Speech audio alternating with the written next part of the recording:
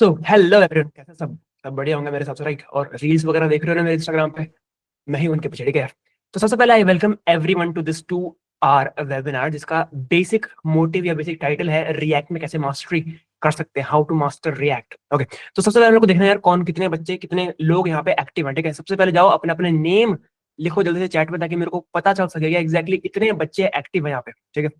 जल्दी जाओ चैट में अपने नाम लिखो, मैं सबको पढ़ने वाला हूँ, ठीक है। तराना, जल्दी जल्दी जल्दी जल्दी। ग्रेट ग्रेट, तो बच्चे एक्टिव हैं मतलब।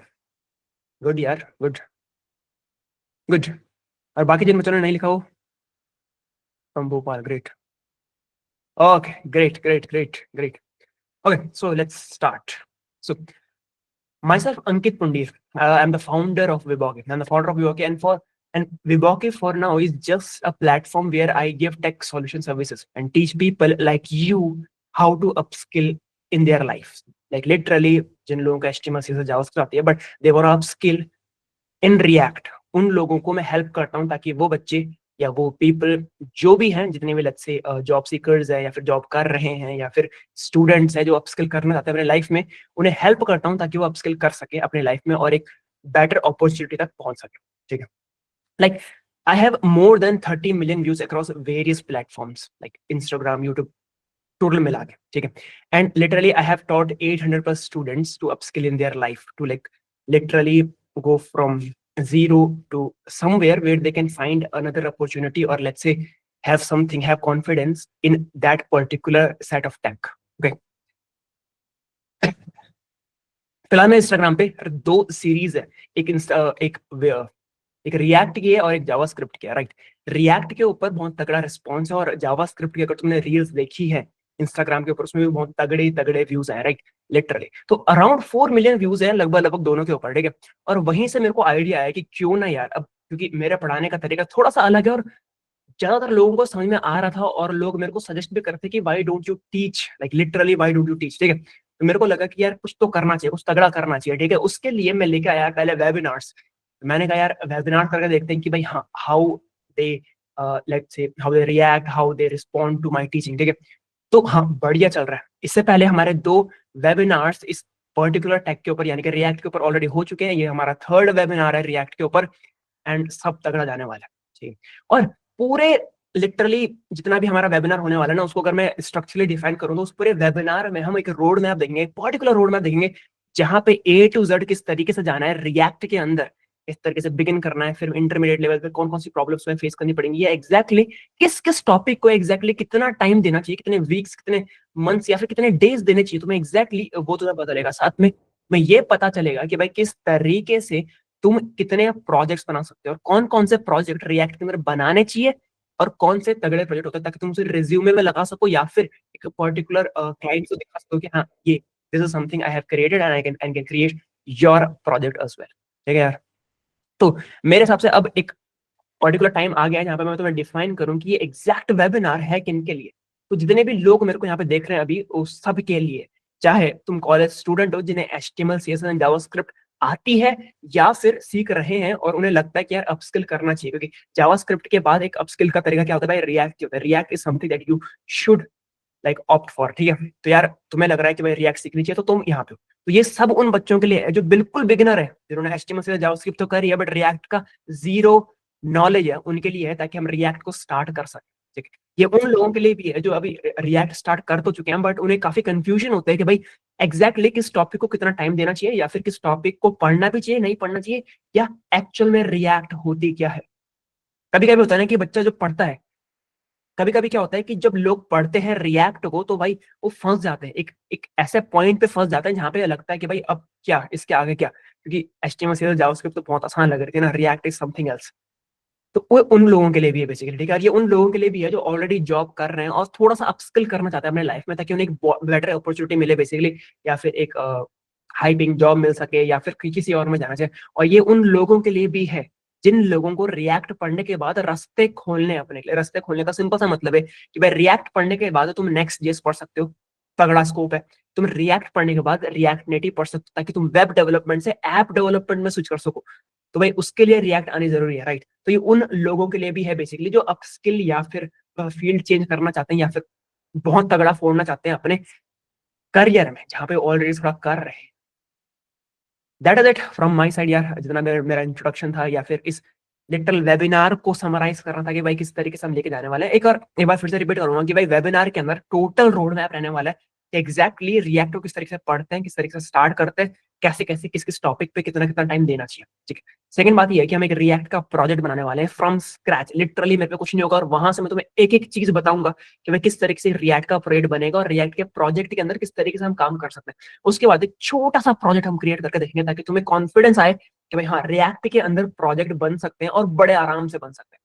ठीक है, इसके बाद यार लास्ट में at the end of this webinar तुम्हारे लिए एक तगड़ा सरप्राइज है, तो उसके लिए जरूर रुकना क्योंकि भाई वो surprise you can't afford to miss that, like literally you can't afford to miss that. तुम किसी भी तरीके से उसको मिस नहीं करना चाहोगे। ठीक है, बहुत तगड़ा सरप्राइज है यार। ठीक है, और बहुत सारे टेक अवेज भी तुम्हें यहाँ से मिलने वाले हैं, सो भाई वेट फॉर द एंड। तुम्हें टेक अवेज भी मिलेंगे, तुम्हें रोड मैप भी मिलेगा, तुम्हें बहुत सारी चीजें मिलने वाली है। ठीक है, तो यार अब स्टार्ट करते हैं। तो मेरे को सबसे पहले बताओ कि भाई तुम्हें इतने में मजा आया? तो स्टार्ट करते हैं यार। स्टार्ट करते हैं सबसे पहले उस रोड मैप से जहां से हमको एग्जैक्टली रिएक्ट को पकड़ना है और पकड़ के आगे लेके जाना है। ठीक है, बस मैं तुम्हारे साथ शेयर करता हूँ उस रोड मैप को। ठीक है, तो यार इस पर्टिकुलर रोड मैप में ना एग्जैक्टली सारे टॉपिक्स कवर्ड है कि भाई किस तरीके से तुम्हें टॉपिक्स के अंदर काम करना है। ठीक है, बढ़िया। तो यार देखते हैं कि भाई किस तरीके से स्टार्ट करना है। ठीक है, तो पहले के 1 से 2 दिन जब तुम रिएक्ट को एक्चुअल में स्टार्ट कर रहे हो और यू हैव नो आइडिया कि भाई रिएक्ट होती क्या है और रिएक्ट के साथ क्या क्या कर सकते हैं, तो तुम्हें 1 से 2 दिन एटलीस्ट अपने आप को कंफर्टेबल करने के लिए चाहिए होते हैं कि भाई हाँ रिएक्ट ये है, इस तरीके से रिएक्ट के प्रोजेक्ट बनते हैं, इस तरीके से रिएक्ट रन होती है एंड इस तरीके से हम रिएक्ट को मैनिपुलेट कर सकते हैं या फिर रिएक्ट के अंदर काम करना स्टार्ट कर सकते हैं। ठीक है, तो एटलीस्ट तुम्हें 1 से 2 दिन देने पड़ते हैं मिनिमम कि भाई किस तरीके से रिएक्ट के साथ कंफर्टेबल होना है। एक बार तुम रिएक्ट के साथ कंफर्टेबल हो गए,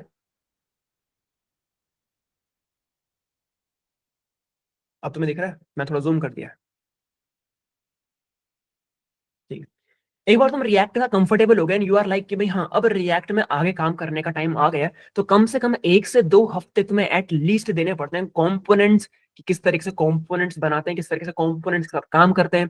फिर तुम्हें देखना पड़ता है कि भाई एग्जैक्टली प्रॉप्स क्या होते हैं, प्रॉप्स के साथ काम कैसे करते हैं और कंपोनेंट्स को स्टाइलिंग कैसे देते हैं, यानी कि सीएसएस को किस तरीके से रिएक्ट के साथ काम में लाते हैं। भाई उसका प्रॉप्स प्रॉप्स एक बहुत तगड़ी चीज है। लेट्स से कि जब हम एक H1 टैग बनाते हैं, राइट, एक H1 टैग बनाया हमने, तो ये H1 टैग के अंदर कंटेंट लिखा होता है ना, वही हमको ब्राउजर में ऐसे बड़ा बड़ा करके हेडिंग में दिखता है, राइट।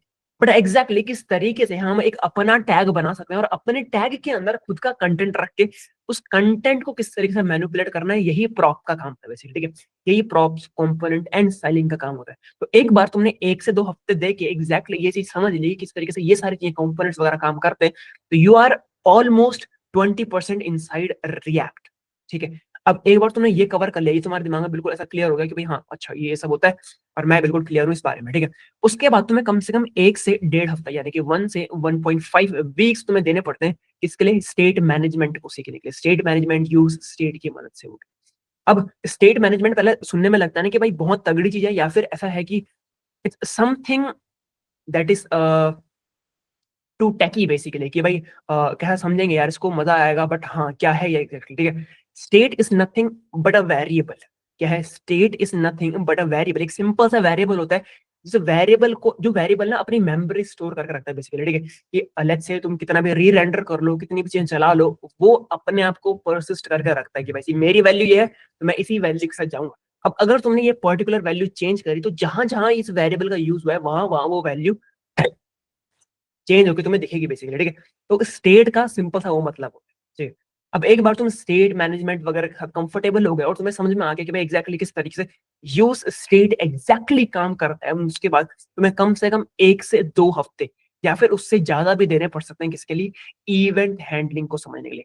इवेंट हैंडलिंग हो गया, कंडीशनल रेंडरिंग हो गया, टर्नरी स्टेटमेंट्स हो गया, सारे के सारे चीजों को सीखने के लिए कम से कम तुम्हें 1 से 2 या 3 हफ्ते एटलीस्ट देने पड़ेंगे ताकि तुम इवेंट हैंडलिंग समझो। इवेंट हैंडलिंग का सिंपल सा मतलब है कि जब कोई क्लिक कर रहा है, डबल क्लिक कर रहा है, स्क्रॉल कर रहा है, माउस किसी पर्टिकुलर एलिमेंट के ऊपर लेके गया, माउस किसी पर्टिकुलर एलिमेंट से बाहर लेके गया, इतनी सारी चीजों को हैंडल करना, किस तरीके से हैंडल करना है, किस तरीके से अब हैंडल तो कर दिया बट इसके आगे क्या करना है एग्जैक्टली वो सारी चीजों को समझ पाना, उन सब चीजों को कर पाना, उसमें मास्टरी हासिल करना, कम से कम 1 से 3 हफ्तों का तुम्हें टाइम चाहिए होगा ताकि तुम ये सब कर सको। उसके बाद कंडीशनल रेंडरिंग होती है हमारे पास। लेट्स से एक क्लिक पे तुम्हें पूरा का पूरा जो तुम्हारा वेब पेज है उसका तुम्हें थीम चेंज करना है, बेसिकली लाइट थीम में तुम्हें डार्क थीम में कन्वर्ट करना है या शिफ्ट करना है, ठीक है। वो किस तरीके से होगा, वो कंडीशनल रेंडरिंग से होगा यार, ठीक है। तो इतनी सारी चीजों को एक साथ रखना है, यानी कि क्लिक भी साथ में हो रहा है, उसके बाद कंडीशनल रेंडरिंग के वजह से तुम क्या कर पा रहे हो, बेसिकली पूरे वेब पेज का जो थीम है उसको टॉगल कर पा रहे हो। उसको चीज को समझने के लिए और एग्जैक्टली कर पाने के लिए तुम्हें कम से कम 1 से 3 हफ्ते आराम से देने पड़ेंगे, तब जाके तुम्हें चीजें समझ में आएंगी, ठीक है। और एक बार तुमने ये चीज समझ ली तो उसके बाद तुम्हें कम से कम 1 से 2 हफ्ते राउटिंग के अंदर देने पड़ेंगे। राउटिंग का सिंपल सा मतलब है कि डिफरेंट डिफरेंट पेजेस तुम क्रिएट करोगे, उन पेजेस के अंदर किस तरीके से कंटेंट जाएगा या फिर वो पेजेस किस तरीके से लिंक होंगे एक दूसरे से। लेट्स से तुम एक छोटी सी वेबसाइट बना रहे हो जहाँ पे तुम्हारे पास home page, about, contact, privacy policy, terms and condition, ऐसे बहुत सारे पेजेस है। बट ये पेजेस एक से दूसरे में कैसे जाएंगे, एक क्लिक पे तुम दूसरे पेज में कैसे पहुंचोगे, उस पे एक क्लिक पे तुम तीसरे पेज पे कैसे पहुंचोगे, ये सब किसके अंदर आता है, रिएक्ट नेविगेशन के अंदर आता है, ठीक है। रिएक्ट नेविगेशन एंड वो किसकी मदद से होता है, रिएक्ट राउटर की मदद से होता है बेसिकली, ठीक है। तो इसके लिए तुम्हें एटलीस्ट 1 से 2 वीक्स देने पड़ेंगे ताकि तुम कंफर्टेबल हो जाओ कि भाई किस तरीके से नेविगेशन काम करता है। क्योंकि नेविगेशन को एक बार समझ गया तो तुम्हें भाई छोटी छोटी चीजों को समझ में आ जाएगा कि भाई किस तरीके से हम इसको मैनिपुलेट करके बहुत माइन्यूट माइन्यूट चीजें कर सकते हैं इसके अंदर, ठीक है। उसके बाद तुम्हें 1 से 2 हफ्ते देने पड़ेंगे किस तरीके से यूज अफेक्ट एंड यूज रेफ काम करता है। यूज रेफ फिर भी थोड़ा आसान है, बट यूज अफेक्ट किस तरीके से काम करता है, किस तरीके से उसको यूज स्टेट के साथ काम में लाना है एंड दोनों साथ में मिलकर कितनी बड़ी चीज बना सकते हैं, इसके लिए तुम्हें करना पड़ेगा भाई यूज अफेक्ट एटलीस्ट 1 से 2 वीक्स देने पड़ेंगे ताकि तुम यूज अफेक्ट एंड यूज रेफ समझ पाओ। Got it. इसके बाद यहाँ पे तो यहाँ पे ऐसा है कि भाई बिगिनर लेवल का ऑलमोस्ट तुमने कंप्लीट कर दिया, ठीक है। बट इसके बाद स्टार्ट होता है एक्चुअल, जो भाई तुम्हारे लिए तो जरूरी है ही, बट एक्चुअल में जो कंपनी जहाँ पे तुम जॉब करने जाओगे या फिर जहाँ पे तुम इंटर्नशिप करने जाओगे, जॉब करने जाओगे या फिर क्लाइंट के लिए प्रोजेक्ट बनाओगे, वो सबसे पहले ये नेक्स्ट वाली चीज देखते हैं जिसमें तुम्हें कम से कम 2 से 3 हफ्ते देने पड़ेंगे। और वो एग्जैक्ट चीज क्या है, वो एग्जैक्ट चीज है यार एपीआई इंटीग्रेशन। एपीआई इंटीग्रेशन का सिंपल सा मतलब है कि रिएक्ट जो है वो फ्रंट एंड फ्रेमवर्क है, राइट। उसके अंदर तुम्हें फ्रंट एंड बनाता है, क्या बनता है, पूरा का पूरा प्रॉपर फ्रंट एंड बनता है।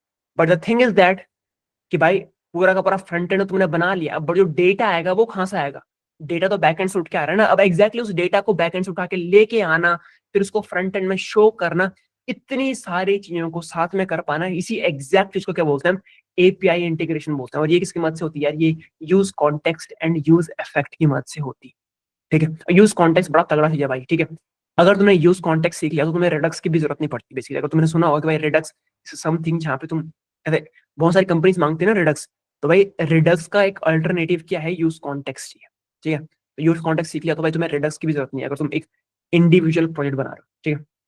इसके बाद एटलीस्ट तुम्हें 2 से 3 वीक देने पड़ेंगे परफॉर्मेंस ऑप्टिमाइजेशन में, कि किस तरीके से अगर छोटी छोटी चीजों में चेंज हो रहा है। लेट्स से तुमने एक बहुत तगड़ा वेब पेज बनाया बट उसमें क्या है, एक छोटा सा टाइमर लगा रखा है और उस टाइमर की वजह से पूरा का पूरा वेब पेज जो है वो री रेंडर हो रहा है। तो उस री रेंडर को किस तरीके से रोकना है या फिर उस री रेंडर को इस तरीके से किस तरीके से बनाना है कि भाई सारी चीजें एक के बाद एक चले, समझ के। और पूरा जो तुम्हारा वेब पेज है वो किस तरीके से री रेंडर बार बार ना हो, समझ के बाद। अब इस चीज को एक बार तुम करके देखना तो मजा आएगा, ठीक है। अब ये बेसिकली पूरा का पूरा रोड मैप था कि भाई किस तरीके से रोड मैप में आगे चीजें जाएंगी। बट इसके बाद आते हैं कि भाई कौन कौन से प्रोजेक्ट्स तुम्हें एग्जैक्टली बनाने होंगे ताकि तुम रिएक्ट में मास्टर कर सको, ठीक है। तो एक सबसे पहले बात है कि जब तुम कंपोनेंट स्टाइलिंग एंड प्रॉप्स पढ़ रहे होंगे तुम्हें एक सिंपल सा कैलकुलेटर बनाना है, जो एक एक्चुअल कैलकुलेटर तुम्हें फोन में देखा होगा, राइट, या फिर तुमने अपने लैपटॉप अपने सिस्टम पे देखा होगा, वैसा एक कैलकुलेटर तुम बनाने की कोशिश करना। जब तुम स्टार्टिंग फेज में हो जब तुम यहाँ पे एंड ये वाली चीज तुमने फिगर आउट कर ली, वहां पे तुम्हें एक सिंपल सा कैलकुलेटर बनाना ताकि तुम्हें समझ में आए कि भाई एग्जैक्टली किस तरीके से कंपोनेंट्स, प्रॉप्स, स्टाइलिंग वगैरह काम करती है। सिंपल सा कैलकुलेटर, ठीक है। उसके बाद जब तुमने बहुत सारी चीजें कर ली, यानी कि यूज स्टेट पढ़ लिया, यूज इफेक्ट पढ़ लिया और बहुत सारी अलग अलग चीजें कवर कर ली and you are confident enough to build a new project, तो तुम्हें एक प्रोजेक्ट ऐसा बनाना पड़ेगा जिसका नाम है to do list. To do list basically React के अंदर एक ऐसा प्रोजेक्ट है जो तुमने अगर खुद से क्रिएट कर लिया, खुद से उसके सारे लॉजिक्स वगैरह लगा लिए, खुद से सारी चीजें कर ली, खुद से पहली बात है खुद से, ठीक है, कहीं से देख के नहीं, चैट जीपीटी से कॉपी करके नहीं। अगर तुमने ये पूरा प्रोजेक्ट खुद से बना लिया, इट्स लिटरली लाइक कि भाई अब तुम रिएक्ट के अंदर इतना कॉन्फिडेंट हो कि भाई तुम कुछ भी क्रिएट कर सकते हो, समझ बात। तो भाई ये प्रोजेक्ट तुम उस टाइम पे बनाओगे जब तुम्हें लगेगा कि भाई हाँ रिएक्ट मैंने इतनी पढ़ ली है, अब मेरे को प्रोजेक्ट बनाना चाहिए। एक टाइम आता है ना कि भाई तुम्हें लगता है कि भाई अब बहुत पढ़ लिया यार, अब कितना ही पढ़ूंगा मैं, उसके बाद तुम्हें ये प्रोजेक्ट बनाना होगा, ठीक है।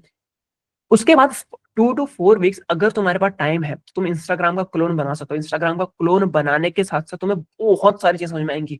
एपीआई इंटीग्रेशन समझ में आएगा, तुम्हें यूज कॉन्टेक्स्ट समझ में आएगा, तुम्हें यूज रेफ, यूज फैक्ट, यूज स्टेट, तुम्हें बहुत सारी चीजें क्लियर हो जाएंगी, ठीक है। तो अगर तुम्हारे पास टाइम है और तुम चाहते हो कि भाई एक ऐसा तगड़ा प्रोजेक्ट तुम्हारे रेज्यूमे में हो जिसको जो बिल्कुल तुम्हें दूसरों से अलग कर दे, ठीक है, तो तुम एक इंस्टाग्राम क्लोन आराम से बना सकते हो, ठीक है। उसके बाद अगर तुम्हारे पास फिर भी टाइम बच रहा है, you can literally create a YouTube clone जिसमें तुम्हें बहुत मजा आएगा। एंड रिज्यूमे में बेसिकली एक ऐसी चीज तुम डाल सकते हो कि भाई जिसके बाद तुम्हें रिजेक्ट करना is literally impossible for like the company और द एचआर, ठीक है।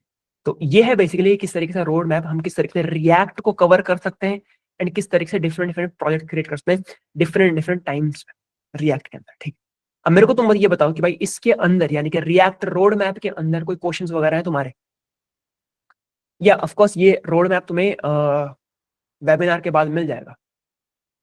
क्या एक नॉन आईटी स्टूडेंट के लिए रोड मैप परफेक्ट? बिल्कुल यार, ये पर्टिकुलर रोड मैप बना ही बिगिनर को रिएक्ट में अंदर ले जाने के लिए है। तो अगर तुम परफेक्ट बिगिनर हो जिसमें तुम्हें रिएक्ट का आर भी नहीं आता, तब भी तब भी तब भी तुम इस रोड मैप को फॉलो करके भाई ऊपर आराम से पहुंच सकते हो, ठीक है। तुम मास्टर कर सकते हो रिएक्ट को बड़े आराम से। How much react JS is required for react native?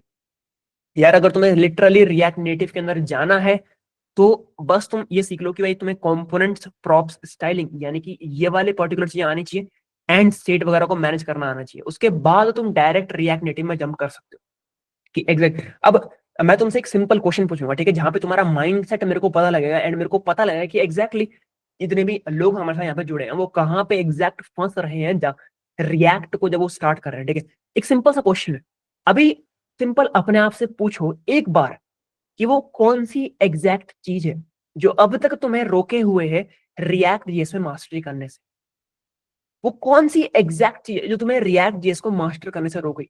क्या वो ट्यूटोरियल हेल है, या फिर तुम्हें बेसिक्स ऑफ रिएक्ट समझ में नहीं आ रहा, या फिर इट्स लाइक कि इट्स योर प्रोक्रेस्टिनेशन कि भाई हाँ रिएक्ट करनी है बट कर लेंगे, कभी कर लेंगे, ठीक है। वो एग्जैक्ट कौन सी चीज है जो तुम्हें रोक रही है रिएक्ट जेएस को मास्टर करने से?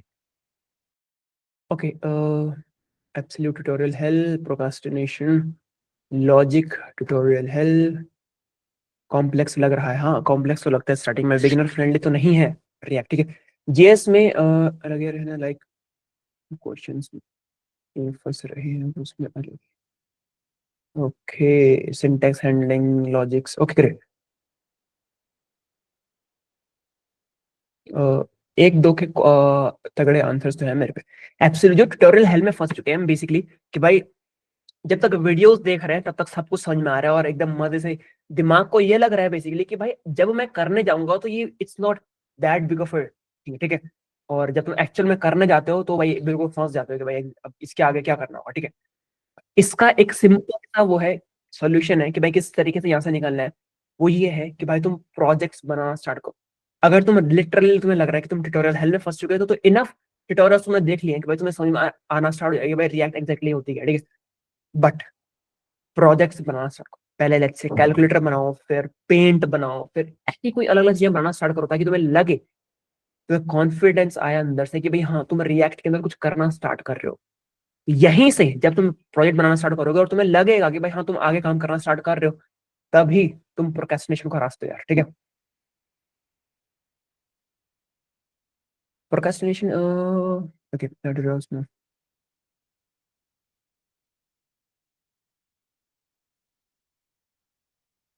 फंडामेंटल्स पॉइंट जानने की भी जरूरत पड़ती है ट्यूटोरियल्स में। हम क्रॉस क्वेश्चनिंग नहीं कर पाते, जहाँ पे डाउट आता है वही दूसरे ट्यूटोरियल पे होना चाहिए। हाँ ये एक अमित भाई ने एक बहुत तगड़ा रीजन दिया है बेसिकली कि जब हम ट्यूटोरियल्स देखते हैं उस टाइम पे बहुत सारी चीजें जो बंदा हमको पढ़ा रहा होता है ना वो मिस कर जाता है। उसको लगता है यार ये इतनी बेसिक चीज है, ये इतना तो पता ही होगा इस बंदे को जो सामने पढ़ रहा है, राइट। बट कभी कभी जो बंदा सामने पढ़ रहा है उसको वो पॉइंट भी नहीं पता होते, और क्योंकि वो पॉइंट पता ही नहीं होते तो भाई फिर तो लंका में आग लग जाती है, राइट। कि भाई अब तो हो गया काम। ये नहीं कॉज होता है ट्यूटोरियल हेल में फंसने का। ये मेन, हाँ बिल्कुल, ये मेन कॉज होता है बेसिकली ट्यूटोरियल में फंसने का, कि भाई जो पॉइंट्स वो सामने वाला बंदा पढ़ा रहा है, इट्स समटाइम्स कि भाई वो सामने वाला बंदा अज्यूम कर लेता है कि सामने वाला बंदा जो पढ़ रहा है उसको सब पता है इस पॉइंट के बारे में, और वो उस पॉइंट से थोड़ा आगे निकल जाता है, बट वो पॉइंट ही तुम्हें समझ में नहीं आता, और वो पॉइंट समझ में नहीं आता तो आगे की वीडियो तुम्हें समझ में नहीं आती, राइट। इसका बहुत बड़ा और बहुत तगड़ा सॉल्यूशन ना इस वीडियो के एंड में तुम्हें मिलेगा, बहुत तगड़ा सॉल्यूशन, ठीक है। सरप्राइज भी इस सॉल्यूशन के ऊपर है, और इस सॉल्यूशन तो है ही तगड़ा एकदम, ठीक है। तो लास्ट तक बने रहना ताकि तुम्हें वो सॉल्यूशन मिल सके जहां पे तुम फंस रहे हो। तगड़ा सॉल्यूशन है इसका, ठीक है। Okay great. तो मेरे हिसाब से हम आगे जाने के लिए बिल्कुल तैयार है, and we are ready to move forward, ठीक है, बढ़िया। होपफुली तुम्हें मेरी स्क्रीन दिख रही होगी। ओके, अगर सब तैयार हैं तो भाई अब हम एक तगड़ा तगड़ा सेशन हमारा स्टार्ट होने वाला है, जहां पे हम एग्जैक्टली समझेंगे कि जब HTML CSS एंड जावास्क्रिप्ट से सारे काम बड़े मजे मजे में हो रहे थे, राइट। कि हमारे पास क्या था, HTML था हमारे पास CSS था, हमारे पास जावास्क्रिप्ट था। इन तीनों की मदद से आराम से हम एक तगड़ी वेबसाइट बना सकते हैं, ठीक है। एक तगड़ी वेबसाइट बना सकते हैं, किसी भी लेवल की वेबसाइट इन तीनों से आराम से बन सकती है, ठीक है। तो जब ये तीनों इनफ थे बेसिकली एक पर्टिकुलर वेबसाइट बनाने के लिए, एक तगड़ी वेबसाइट बनाने के लिए, तो फिर ऐसा क्या हुआ कि भाई डेवलपर्स को लगा कि रिएक्ट नाम की एक तगड़ी चीज आनी चाहिए मार्केट में। क्यों react I? Screen sharing not visual, of course यार, ये मैंने शेयर कर रखी है, मेरे हिसाब से विजिबल होगी क्या? बाकी बच्चों को विजिबल है ये? एवरीवन? हाँ, बाकी बाकी को विजिबल है यार मेरे हिसाब से, तो ठीक है। तो एग्जैक्टली क्या लगा डेवलपर्स को, और क्यों लगा डेवलपर्स को कि भाई रिएक्ट नाम की चीज आनी चाहिए, रिएक्ट नाम की टेक्नोलॉजी एग्जिस्ट करनी चाहिए, ये हमको बनानी चाहिए, क्यों ऐसा हुआ, ठीक है। इसके पीछे ना एक बहुत तगड़ी स्टोरी है, और एक ऐसी स्टोरी है जिससे तुम्हें समझ में आएगा कि भाई एग्जैक्टली रिएक्ट की जरूरत पड़ी क्यों, ठीक है। बहुत बढ़िया तरीके से, ठीक है। अब अगर तुमने लेट्स से तुमने फेसबुक मेरे हिसाब से चलाया होगा, ठीक है, तुमने इंस्टाग्राम चलाया होगा, और तुमने इंस्टाग्राम और फेसबुक में एक चीज नोटिस करी होगी कि जो उनका पोस्ट दिखाने वाला सेक्शन, यानी कि न्यूज फीड वाला सेक्शन है, न्यूज फीड वाला सेक्शन है जहां पे तुम्हारे सारे न्यूज दिखती, तुम्हें मीम्स दिखते, तुम्हें वीडियोस दिखती, सारी चीजें दिखती है, राइट। सारी चीजें दिखती है। अब मेरे को ये बताओ कि वो कभी एंड नहीं होता, क्या नहीं होता, कभी भी एंड नहीं होता, राइट। लेट्स से ये तुम्हारे पास एक मीम है, यहाँ पे लाइक का ऑप्शन है, यहाँ पे कमेंट का ऑप्शन है, यहाँ पे शेयर का ऑप्शन, राइट। यहाँ पे तुम्हारे पास दूसरा मीम है, इसका लाइक का ऑप्शन, कमेंट का ऑप्शन, शेयर का ऑप्शन, और ऐसे करते करते तुम कितना भी स्क्रॉल कर दो, कितना भी स्क्रॉल कर दो, ये कभी एंड नहीं होता, नेवर एंडिंग साइकिल है बेसिकली, ठीक है। तो भाई मीम्स आते रहेंगे, यू कैन लिटरली स्क्रॉल। अब एक छोटी सी चीज जो यहाँ पे परेशान कर रही थी फेसबुक के डेवलपर्स को, कि जब भी कोई बंदा जस्ट लाइक करता था, क्या करता था, जस्ट लाइक करता था किसी भी मीम को, किसी भी पोस्ट को, ठीक है। तो क्या होता था बेसिकली, जितने भी मीम उसने अब तक देखे हैं, जितने भी मीम उसने देखे हैं, जितने भी मीम आने वाले जो लोड हो चुके हैं ऑलरेडी, वो सब रिफ्रेश होते थे। अब रिफ्रेश क्यों होते थे? क्योंकि जो ये थम्स अप वाला साइन है ना, अब एग्जैक्टली मेरे को बनाना नहीं आता, बट मैं सिर्फ इतना बनाऊंगा, ठीक है। थम्स अप वाला जो हमारा साइन होता है, थम्स अप वाला, वो कलर्ड में आता है, जैसे हम क्लिक करेंगे तो ब्लू कलर का आता है ना, ब्लू कलर का होता है बेसिकली।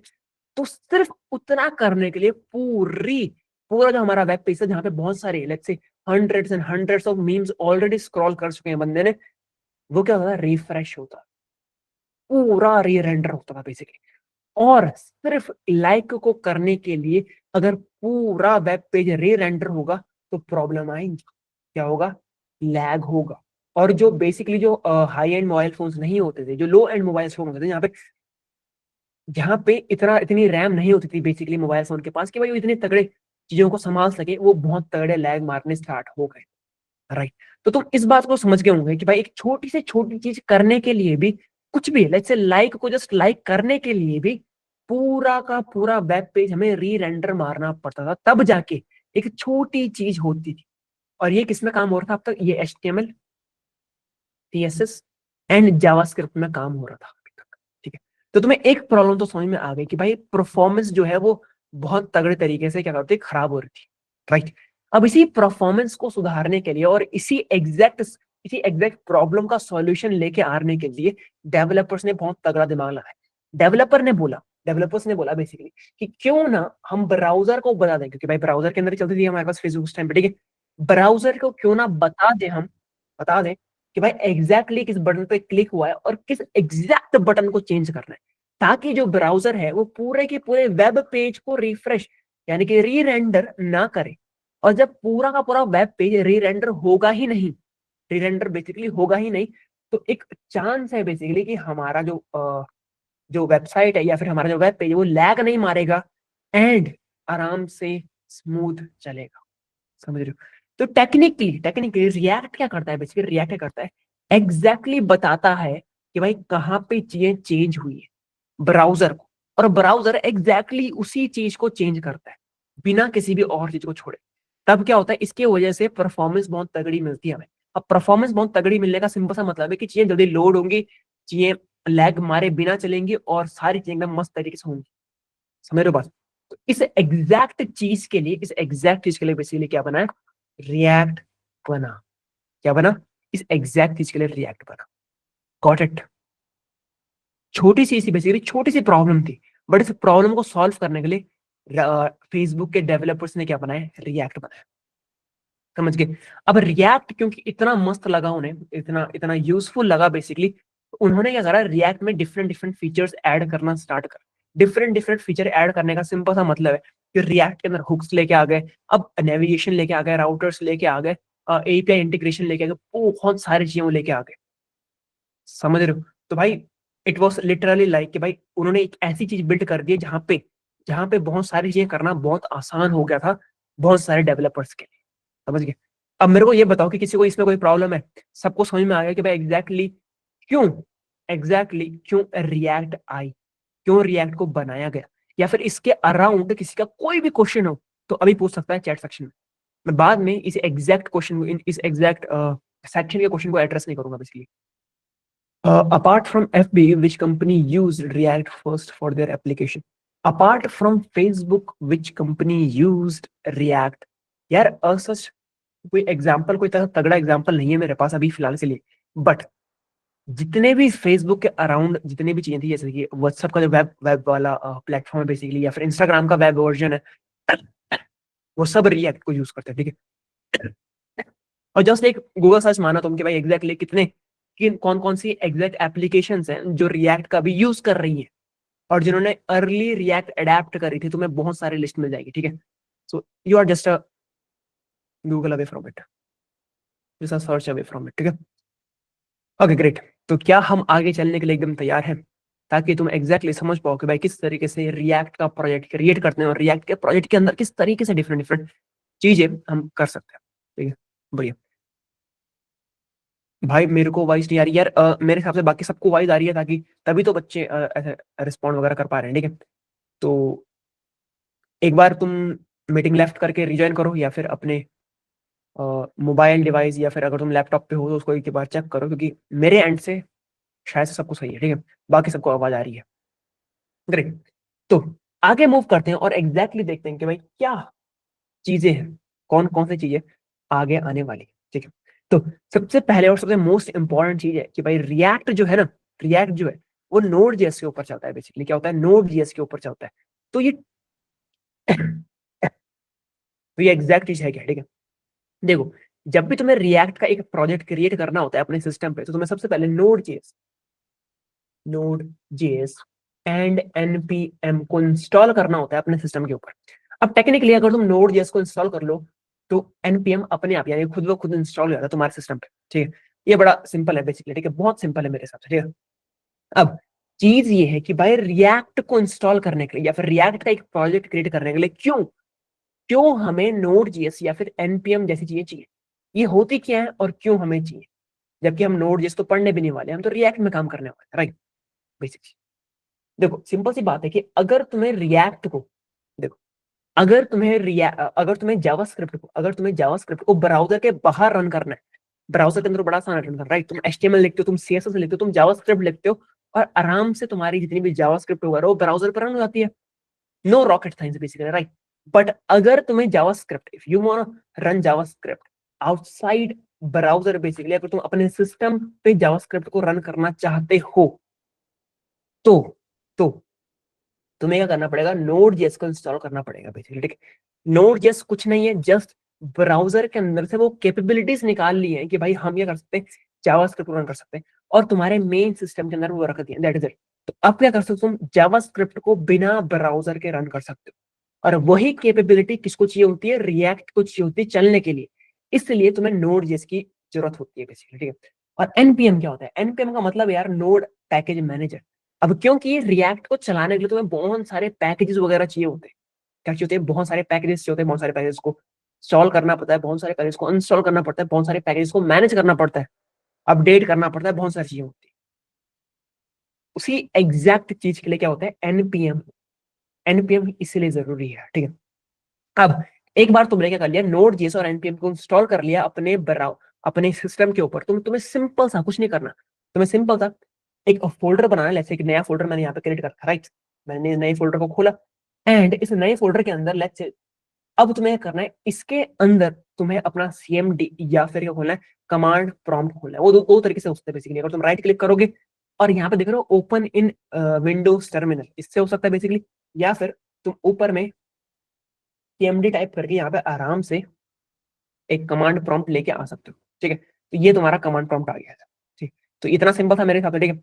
अब तुम्हें करना है बेसिकली, इसके अंदर एक सिंपल सी कमांड लिखनी है ताकि तुम रिएक्ट का प्रोजेक्ट क्रिएट करना स्टार्ट कर सको, ठीक है। अब ध्यान देना, जिस फोल्डर के अंदर मैं हूं ना, यहाँ पे अभी क्या है, सिर्फ 4 फोल्डर्स है, 4 फोल्डर्स हैं, वेबिनार 1 वेबिनार 2 करके। अब ये वेबिनार क्योंकि 3 है तो इस फोल्डर का नाम, इस प्रोजेक्ट का नाम हम रखेंगे वेबिनार 3, ठीक है। तो ये प्रोजेक्ट, ये रिएक्ट का प्रोजेक्ट स्टार्ट कैसे करना है, ये बड़ा सिंपल है। देखो इसको जूम कर लेता हूँ ताकि तुम्हें दिख जाएगा, ठीक है। ठीक है, दिख रहा होगा मेरे हिसाब से, ठीक है। अब तुम्हें एक सिंपल सी चीज करनी है, उसके अंदर लिखना है npm init वीट। ये एक सिंपल सा कमांड है, इसे तुम नोट डाउन कर लो या फिर तुम कहीं पे भी लिख लो, npm init वीट। अब वीट क्या है, बेसिकली वीट एक ऐसा टूल है जो बहुत जल्दी तुम्हारे सिस्टम पे एक रिएक्ट का प्रोजेक्ट इंस्टॉल कर सकता है, ठीक है। तो npm init वीट यानी कि हम वीट को इनिशियलाइज कर रहे हैं, ठीक है। यहाँ पे सिंपल सी बात है, वीट को बोल रहे हैं कि भाई एक रिएक्ट का प्रोजेक्ट हमको बना के दे। अब तुमसे वीट उस प्रोजेक्ट का नेम पूछेगा, उससे पहले नेम पूछेगा, और तुम्हें उस प्रोजेक्ट का नेम वीट को बताना पड़ेगा कि भाई इस एग्जैक्ट नेम का मेरे को प्रोजेक्ट बनाना है, ठीक है। पूछ रहा है, अब मेरे को करना है, मेरे को प्रोजेक्ट का नेम चाहिए वेबिनार, वेबिनार 3। वेबिनार 3 करके मैंने नेम दिया और मैंने मारा एंटर। अब हमसे पूछेगा कि भाई एग्जैक्टली कौन सा फ्रेमवर्क तुम चूज करोगे। हमको करना है यार, नाम को वेनिला चाहिए, नाम को व्यू चाहिए, हमको चाहिए रिएक्ट। तो रिएक्ट हमको चाहिए, और वेरिएंट कौन सा है, वेरिएंट हमको जावास्क्रिप्ट वाला वेरिएंट चाहिए। टाइपस्क्रिप्ट के ऊपर नहीं है ट्यूटोरियल, तो टाइपस्क्रिप्ट को हम साइड रखेंगे, सिर्फ रिएक्ट यानी कि सिर्फ जावास्क्रिप्ट को रखेंगे, ठीक है। जावास्क्रिप्ट करेंगे, एंटर मारेंगे एंड बुक, हमारा क्या बन गया, हमारा प्रोजेक्ट बन गया। इसने बना दिया project and we are ready to, ठीक है। अब यहाँ पे देखो, यहाँ पे अभी क्या है, 4 ही फोल्डर हैं। जैसे मैं रिफ्रेश करूंगा तो हमारे पास एक 5th फोल्डर बन के आ जाएगा, जिसके अंदर क्या होगा बेसिकली, जिस जो हमने अभी अभी जो प्रोजेक्ट बनाया ना, वो वाला है, ठीक है। रिफ्रेश मारा एंड बुक, वेबिनार 3 करके एक प्रोजेक्ट बन चुका है, वो भी रिएक्ट। गॉट इट, ठीक है। अब एक का तगड़ा क्वेश्चन है, ये रिएक्ट क्रिएट रिएक्ट ऐप का एडवांस वर्जन है क्या, नहीं यार। ये क्रिएट रिएक्ट ऐप क्या होता है बेसिकली, अब जिनको नहीं पता एग्जैक्टली कि क्रिएट रिएक्ट ऐप क्या है, बेसिकली वीट से पहले एक दूसरा कमांड था हमारे पास, क्रिएट रिएक्ट ऐप करके। वो बहुत स्लो काम करता है, यानी कि अगर मैंने अभी अपना कमांड रन कर दिया तो कम से कम 5 से 6 मिनट लेगा तुम्हें आराम से इंस्टॉल करने में। तो इतना टाइम कौन वेस्ट करेगा, राइट। तो एक तरीका, एक बहुत ही फास्ट तरीका निकाला है वीट नाम से, ताकि आराम से फास्ट फास्ट यही चल जाए, ठीक है। तो क्रिएट रिएक्ट ऐप बेसिकली अब खत्म हो चुका है, लिटरली डेड, ठीक है।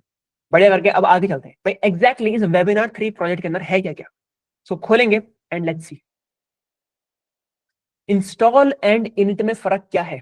यार इंस्टॉल का मतलब है इंस्टॉल करना, तुम लिटरली अपने मोबाइल फोन में अगर तुम कोई ऐप डाउनलोड करते हो, उसको इंस्टॉल करते हो, इंस्टॉल का सिंपल सा मतलब है कि उसको मोबाइल फोन के अंदर फिट भी it's not right word basically, but चलाने के लिए अप्रोप्रिएट रैम दे देना, अप्रोप्रिएट स्टोरेज दे देना, सारी परमिशन वगैरह देना, यानी कि सिंपल सी बात है, इंस्टॉल करना, चलाने के लिए बिल्कुल रेडी रखना, ये होता है इंस्टॉल का मतलब।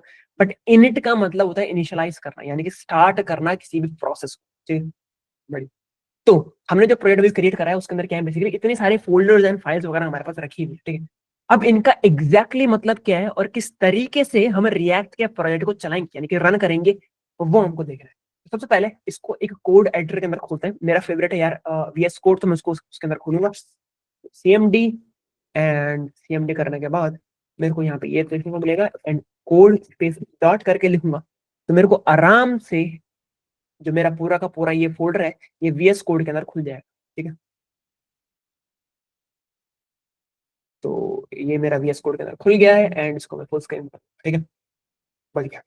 अब सबको काट देते हैं ताकि हमारे पास बस जस्ट यही, ठीक है। अब मैं तुम्हारे लिए थोड़ा सा ये बढ़ा देता हूँ ताकि तुम्हें एग्जैक्टली समझ में आए और देखे कि भाई हाँ कहाँ पे कौन सी चीज हो रही है, ठीक है। Okay great. तो यहाँ पे हमारे पास डिफरेंट फाइल्स एंड फोल्डर्स हैं, ठीक है। हमारे पास एक पब्लिक है, हमारे पास एक SRC। अब मेन जितना भी तुम काम करोगे, जितनी भी तुम रिएक्ट के ऊपर वेबसाइट वगैरह बनाओगे, वो सब किसके अंदर होगा? वो इसी SRC फोल्डर के अंदर होगा, ठीक है। तो इसी SR ये तुम्हारा मेन फोल्डर है जिसके अंदर तुम एक्चुअल में काम करने वाले हो, ठीक है। और मेन फाइल कौन सी तुम्हारी मेन फाइल है? हमारे पास app.jsx। यही तुम्हारी वो मेन फाइल है जिससे तुम काम करना स्टार्ट करते हो। जैसे कि तुम्हारे पास जब तुम HTML CSS एंड जावास्क्रिप्ट के ऊपर प्रोजेक्ट बनाते हो ना, प्रोजेक्ट बनाते हो, तो index.html, index.css या फिर index.js नाम की फाइल्स तुम्हारी मेन फाइल होती है, जहां पे तुम इन फाइल्स को पकड़ते हो, इन फाइल्स के अंदर जो कोड करते हो तुम्हें एक्चुअल ब्राउजर में देखने को मिलता है ना, एग्जैक्टली वैसे ही यहाँ पे app.jsx वो एग्जैक्ट फाइल है जहां पे तुम चेंज करोगे तुम्हें एक्चुअल में दिखेगा। क्लियर? अब इस चीज को रन कैसे करना है? अब टेक्निकली रन करने से पहले एक और स्टेप है जो हमारे लिए बहुत इंपॉर्टेंट है और हमें करना चाहिए। वो ये है कि भाई इस प्रोजेक्ट को रन होने के लिए बहुत सारे पैकेजेस चाहिए। अब इतने सारे पैकेजेस चाहिए जिनकी लिस्ट हमें कहाँ पे मिलती है? इन पैकेजेस की लिस्ट हमें यहाँ पे मिलती है। इतने सारे डेव डिपेंडेंसीज है एंड ये डिपेंडेंसीज है जो क्या है अभी इंस्टॉल नहीं हो रखी है। तो इतने सारे पैकेजेस को हमें क्या करना है? इतने सारे पैकेजेस को हमें इंस्टॉल करना है। तो हमें खोलेंगे सिंपल सा अपना टर्मिनल खोलेंगे यहाँ पे, और टर्मिनल के अंदर एक सिंपल कमांड लिखेंगे जिसका नाम है npm इंस्टॉल। npm इंस्टॉल लिखते ही सारे के सारे पैकेजेस ये ऑटोमेटिकली इंस्टॉल करना स्टार्ट कर देगा हमारे प्रोजेक्ट के अंदर, ठीक है। Boom.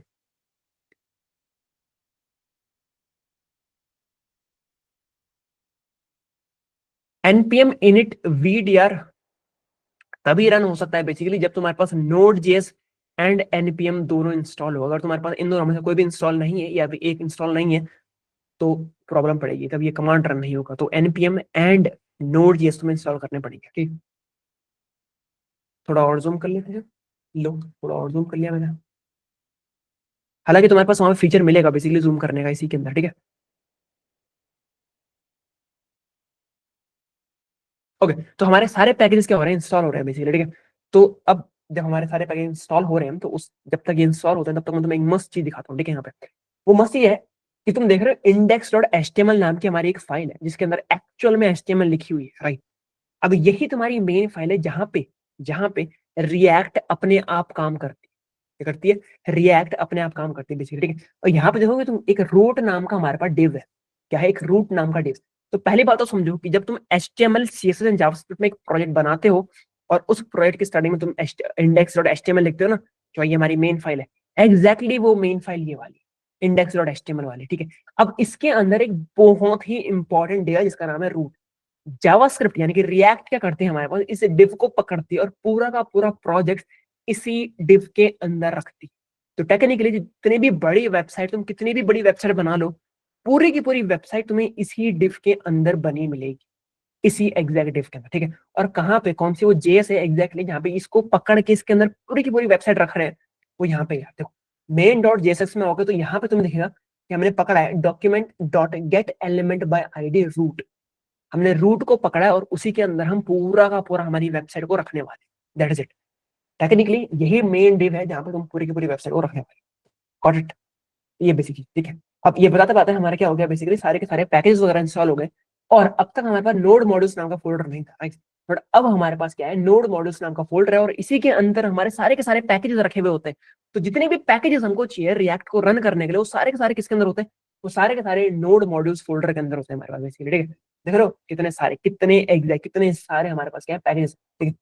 इसको बंद करेंगे, इसमें कभी छेड़ना मत बेसिकली, किसी मतलब का नहीं तुम्हारा, जस्ट पड़ा रहेगा और यहीं पे पड़ा रहेगा। बढ़िया। अब मेरे को एक बात देखनी है कि भाई किस तरीके से मैं अपने प्रोजेक्ट को रन कर सकता हूँ। कि हमने प्रोजेक्ट बना लिया और हमने प्रोजेक्ट खोल के भी देख लिया किसके अंदर, VS कोड के अंदर, बट एग्जैक्टली किस तरीके से इस प्रोजेक्ट को रन कर सकते हैं ताकि मैं इस प्रोजेक्ट को कहाँ देख सकूं? इस प्रोजेक्ट को मैं अपने ब्राउजर में देख सकूं, ठीक है। तो किस तरीके से हम इसे करते हैं, ठीक है। तो एक सिंपल सा कमांड है, एक सिंपल सा कमांड तुम्हें लिखना पड़ेगा, वो है npm run dev। क्या लिखना पड़ेगा, npm run dev। इससे अब तुम एंटर मारोगे, बुम से एकदम तुम्हारा क्या हो जाएगा, रिएक्ट का प्रोजेक्ट रन होना स्टार्ट हो जाएगा और तुम्हें एक ऐसा यूआरएल मिलेगा जिस यूआरएल पे जाते ही तुम्हें अपना प्रोजेक्ट चलता हुआ वहां पे दिखेगा। ठीक है, ये देख रहे हो तुम्हारे पास क्या मिल गया, एक लिंक तुम्हें मिल गया, एक यूआरएल तुम्हें मिल गया, जिसको खोलते ही तुम्हें क्या होगा, तुम्हारा रिएक्ट का प्रोजेक्ट तुम्हें देखने को मिलेगा। इसको इधर लिया, ये ये तुम्हारा बेसिक क्या है, रिएक्ट का प्रोजेक्ट है जो अभी रन हो रहा है। तो हमारे पास वीट प्लस रिएक्ट है, यहाँ पे हमारे पास काउंट है, तो बेसिक जितनी बार मैं क्लिक करूंगा वो काउंट ये यहाँ पे लिख के रखेगा अपने पास। ये हमारे पास ऐड करने के लिए, और click on the Vite and React logo to learn more basically. ठीक है, तो ये सारी की सारी चीजें हमारे पास है, सारी की सारी चीजें हमारे पास इधर है। ठीक है, अब मैं तुम्हें बताता हूँ कि भाई एग्जैक्टली कौन सी फाइल है वो। ओके ठीक है, इसको थोड़ा टाइम पास करेंगे हम। पहले मेरे को बताओ इसके अराउंड, जितना मैंने अब तक तुम्हें बताया कि हमने एक बेसिक रिएक्ट का प्रोजेक्ट क्रिएट करा, उस प्रोजेक्ट के अंदर एक्चुअल में चीजें करनी स्टार्ट करी, और हमने उस रिएक्ट प्रोजेक्ट को रन भी करा। इस पूरे के अंदर मेरे को ये बताओ कोई प्रॉब्लम, कोई लेट्स से कोई क्वेश्चन वगैरह तुम्हारा, कोई भी क्वेश्चन, किसी भी टाइप का क्वेश्चन। ठीक है, दो चार आए हैं मेन। इसमें रिस्ट्रिक्ट मोड क्या है, रिस्ट्रिक्ट मोड क्या है यार, रिस्ट्रिक्ट मोड बहुत ही इंपॉर्टेंट है कि भाई अगर मैं तुम्हें वापस से मेन डॉट जेएस खोलूं और यहाँ पे बताऊं कि भाई रिस्ट्रिक्ट मोड क्या है। रिस्ट्रिक्ट मोड यार बेसिकली वो है कि तुमने जावास्क्रिप्ट के अंदर देखा होगा कि भाई अगर तुम सेमीकोलन नहीं भी लगाओगे तब भी काम बन जाएगा, कोई प्रॉब्लम नहीं है, राइट, बट लगाओगे तब भी काम बन जाएगा। तो रिस्ट्रिक्ट मोड बेसिकली ये है कि भाई तुम्हें रिस्ट्रिक्ट करता है कि भाई एग्जैक्टली जो चीज तुम्हें करनी है वो करनी ही करनी है, यानी कि अगर तुम्हें सेमीकोलन लगाने तो लगाने ही लगाने, अगर नहीं लगाओगे तो तुम्हें क्या आएगा, एरर देखने को मिलेगा। ठीक है, अब ये इसलिए जरूरी है कि अगर लेट्स से तुम्हारी वेबसाइट कल के दिन कोई ऐसे लो एंड किसी ब्राउजर में खुलती है, या फिर लो एंड सॉफ्टवेयर में खुलती है, लो एंड कंप्यूटर में खुलती है, तब भी वो आराम से चल पाए, इसलिए ऐसा काम होता है। ठीक है, तो स्ट्रिक्ट मोड इसलिए होता है बेसिकली। ठीक है, ओके, और भी क्वेश्चन था हमारे पास, स्ट्रिक्ट मोड वाला हो गया। जस्ट सेकंड ना, एनपीएम यूज क्यों करते हैं, एनपीएम बेसिकली यार पैकेज मैनेजर है। जितना भी तुम्हारा रिएक्ट का प्रोजेक्ट है उसे कौन मैनेज कर रहा है, वो मैनेज कर रहा है यार एनपीएम। तो एनपीएम बेसिकली तुम्हारा मैनेजर है, उसी मैनेजर को बोल के तुम सारी चीजें करोगे। यानी कि लेट्स से इसको इस तरीके से समझो कि भाई जो तुम प्रोजेक्ट बना रहे हो वो तुम्हारी कंपनी है, ठीक है, कंपनी, और एनपीएम तुम्हारा मेन मैनेजर है। मेन मैनेजर, मालिक हालांकि तुम हो, ओनर तुम हो, पर तुम्हारा मैनेजर कौन है, एनपीएम। अब एनपीएम को बोल के ही तुम न्यू किसी बंदे को हायर करोगे, राइट। तो वो मैनेजर ही है जो किसी पैकेज को इंस्टॉल करेगा, किसी पैकेज को अनइंस्टॉल करेगा, या फिर जो तुमने तुम्हारी कंपनी उसको रन करना स्टार्ट करेगा। ठीक है, तो एनपीएम क्या है, बेसिकली तुम्हारे पूरे प्रोजेक्ट को मैनेज करता है और सारी चीजें उसके अंदर करता है। ठीक है, ओके, एनपीएम ठीक है। कैन वी ऐड टू और more functions in one file and return it. हाँ ऑफ कोर्स, ये बात है यार, हम 2 से 3 4 5 कितने फंक्शंस एक ही फाइल के अंदर बना सकते हैं, उनको अलग अलग करके एक्सपोर्ट भी कर सकते हैं, कोई प्रॉब्लम नहीं उसमें। ठीक है, ये वाला हो गया। ठीक है, रिएक्ट में तो इंडेक्स डॉट जीएस फाइल होता है, यहाँ क्यों नहीं है, यहाँ इसलिए नहीं है यार इंडेक्स डॉट जीएस फाइल, क्योंकि इंडेक्स डॉट जीएस फाइल का काम मेन डॉट जीएसएक्स वाली फाइल हमारी कर रही है। ठीक है, रिएक्ट में टाइप स्क्रिप्ट यूज होता है ना, हाँ ऑफ कोर्स यार टाइप स्क्रिप्ट यूज होता है, तुम टाइप स्क्रिप्ट की मदद से भी रिएक्ट में काम कर सकते हो। ठीक है, I want to know the difference between package dot JSON and package dot JSON. देखो यार पैकेज डॉट जेएसएन, देखो यहाँ पे तुम्हारा पैकेज डॉट जेएसएन है, ठीक है, इसके अंदर बेसिक बेसिक सारी इंफॉर्मेशन तुम्हें मिल जाएगी अपने पूरे रिएक्ट के प्रोजेक्ट के ऊपर। ठीक है, यानी कि नेम क्या है प्रोजेक्ट का, प्राइवेट है या नहीं है, वर्जन कौन सा चल रहा है, टाइप कौन सा है, बेसिकली स्क्रिप्ट कौन सी है, डिपेंडेंसीज कौन सी, यानी कि इस प्रोजेक्ट को रन होने के लिए कौन कौन से पैकेजेस, और इस प्रोजेक्ट को सिर्फ जब मैं बना रहा हूँ ना इस प्रोजेक्ट को, तब रन करने के लिए कौन कौन से पैकेजेस चाहिए। तो ये सारी इन्फॉर्मेशन तुम्हें कहाँ मिलेगी, पैकेज डॉट जेएसएन में मिलेगी। बट अब मेन चीज ये है कि भाई इनको रन करने के लिए, यानी कि इस पर्टिकुलर पैकेज को भी चलने के लिए बहुत सारे पैकेजेस की जरूरत होगी, राइट। इस पैकेज को चलने के लिए भी बहुत सारे और पैकेजेस की जरूरत होगी, इस पैकेज को भी चलने के लिए बहुत सारे और पैकेजेस की जरूरत होगी। तो एग्जैक्टली किस पैकेज को चलने के लिए किन किन पैकेजेस की जरूरत है, ये एग्जैक्ट तुम्हें कहाँ मिलता है, ये मिलता है तुम्हें पैकेज डॉट जेएसएन वाली फाइल में। देखो एग्जैक्टली तुम्हें मिलेगा कि भाई इस पैकेज को चलने के लिए भाई कौन कौन से पैकेजेस चाहिए, देखो मिल रहा है ना, हर एक इंडिविजुअल पैकेज के बारे में पूरी इन्फॉर्मेशन कि भाई इसको चलने के बाद कौन सा पैकेज हमें चाहिए, सारी इन्फॉर्मेशन तुम्हें कहाँ मिलती है, वो मिलती है पैकेज लॉक डॉट जेएसएन। और ये बहुत लंबी फाइल होती है इसी वजह से। ठीक है, तो कितनी लंबी फाइल है, अराउंड 2500 के अराउंड इसमें लाइन्स है। ठीक है, ये बेसिक डिफरेंस है लॉक इन दोनों के बीच में। ठीक है, रिएक्ट में हमें क्या क्या पता रहना चाहिए, बस बिगिनर रिएक्ट में हमें क्या क्या रिएक्ट में तुम्हें जितना ज्यादा पता रहे यार उतना अच्छा है तुम्हारे लिए, ठीक है। नहीं, रिएक्ट आने के लिए टाइप स्क्रिप्ट आने की जरूरत नहीं है। अगर तुम्हें टाइप स्क्रिप्ट नहीं आती, you can still do pretty good in like react, ठीक है। Type script is not like कि भाई तुम्हें आनी चाहिए, नहीं भाई, जावास्क्रिप्ट से हो जाएगा। अच्छा, बिगिनर रिएक्ट में हमें ठीक है, इन्फॉर्मेशन कि index.html फाइल तो पब्लिक फोल्डर में होती है, यहाँ पर बाहर क्यों है? क्योंकि हमने इसको वीट की मदद से करा है यार। अगर हम क्रिएट रिएक्ट ऐप की मदद से करते तो वो ऑफकोर्स बताए वो पब्लिक के अंदर।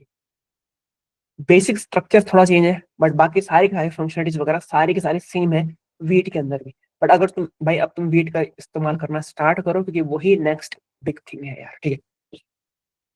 गॉट इट, मेरे हिसाब से सब कुछ एकदम मस्त तरीके से चल रहा होगा, ठीक है। अब एक काम करते हैं, एक छोटा सा ब्रेक ले लेते हैं ताकि तुम भी पानी पी सको और मैं थोड़ा पानी पी सकूं, ठीक है। तब तक तो यहाँ तुम थोड़े और क्वेश्चन सोचो जो तुम्हारे दिमाग में आ रहे हैं, किसके अराउंड, रिएक्ट के अराउंड, ठीक है, ताकि मैं उन्हें एड्रेस कर सकूँ। तो हम 5 मिनट का एक्स्ट्रा ब्रेक लेंगे and we will be back after that.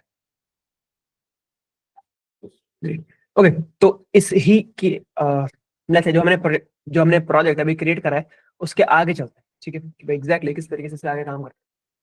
तो टेक्निकली अगर हम देखें तो सारी की सारी चीजें किसके अंदर हो रही है, इसी एग्जैक्ट फाइल के अंदर हो रही है, ठीक है। और हमने रन करके भी देखा है तो किस तरीके से निकल रहा है, इस तरीके से निकल रहा है। तो अगर मैं टेक्निकली अगर मैं इसके अंदर कोई चेंजेस करता हूँ तो वो मेरे को एकदम से यहाँ पे दिखने चाहिए, राइट। तो देखते हैं कि क्या ऐसा होता है नहीं होता, ठीक है। मैं करूंगा यहाँ पे बीट प्लस रिएक्ट की जगह कर दूंगा विगो की, ठीक है। एंड अभी मैंने सेव नहीं करा, अब सबसे बड़ी बात है कि मैंने अभी सेव नहीं करा, ठीक है। सेव नहीं करा और वॉइस नहीं आ रही। क्या बाकी को मेरी वॉइस आ रही है? Am audible? हाँ, नहीं बाकी को आ रही है यार, ठीक है। तो मैंने करा है बेसिकली, मैंने अभी सेव नहीं करा है और मैंने विबो के लिख दिया H1 के अंदर, ठीक है। अब मेन थिंग ये है कि भाई सेव नहीं करा तो अभी क्या है, वीट प्लस रिएक्ट ही। जैसे ही सेव कर दूंगा वैसे ही क्या हो जाएगा, यहाँ पे विबो के आ जाएगा। हाँ देखो, विबो के आ गया ना, विबो के आ गया, दैट इज इट, ठीक है। तो बेसिक चीज है कि अगर तुम ऐप डॉट जेएसएक्स के अंदर कुछ भी चेंज करते हो बेसिकली, ठीक है, तो वो डायरेक्टली रिफ्लेक्ट कहाँ पे करता है, तुम्हारा इस वाले पेज के ऊपर करता है।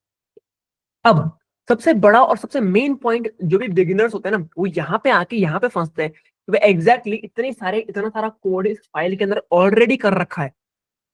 तो क्या एग्जैक्टली हमको चेंज करना है, क्या चेंज नहीं करना है, किस तरीके से यहाँ से आगे लेके जाना है। तो मेरी सलाह मानो तो तुम्हें सबसे पहले क्या करना है, सब कुछ हटाना है इस पर्टिकुलर फाइल के अंदर से तुम्हें सब कुछ हटाना है, यानी कि control A and nothing there, ठीक है।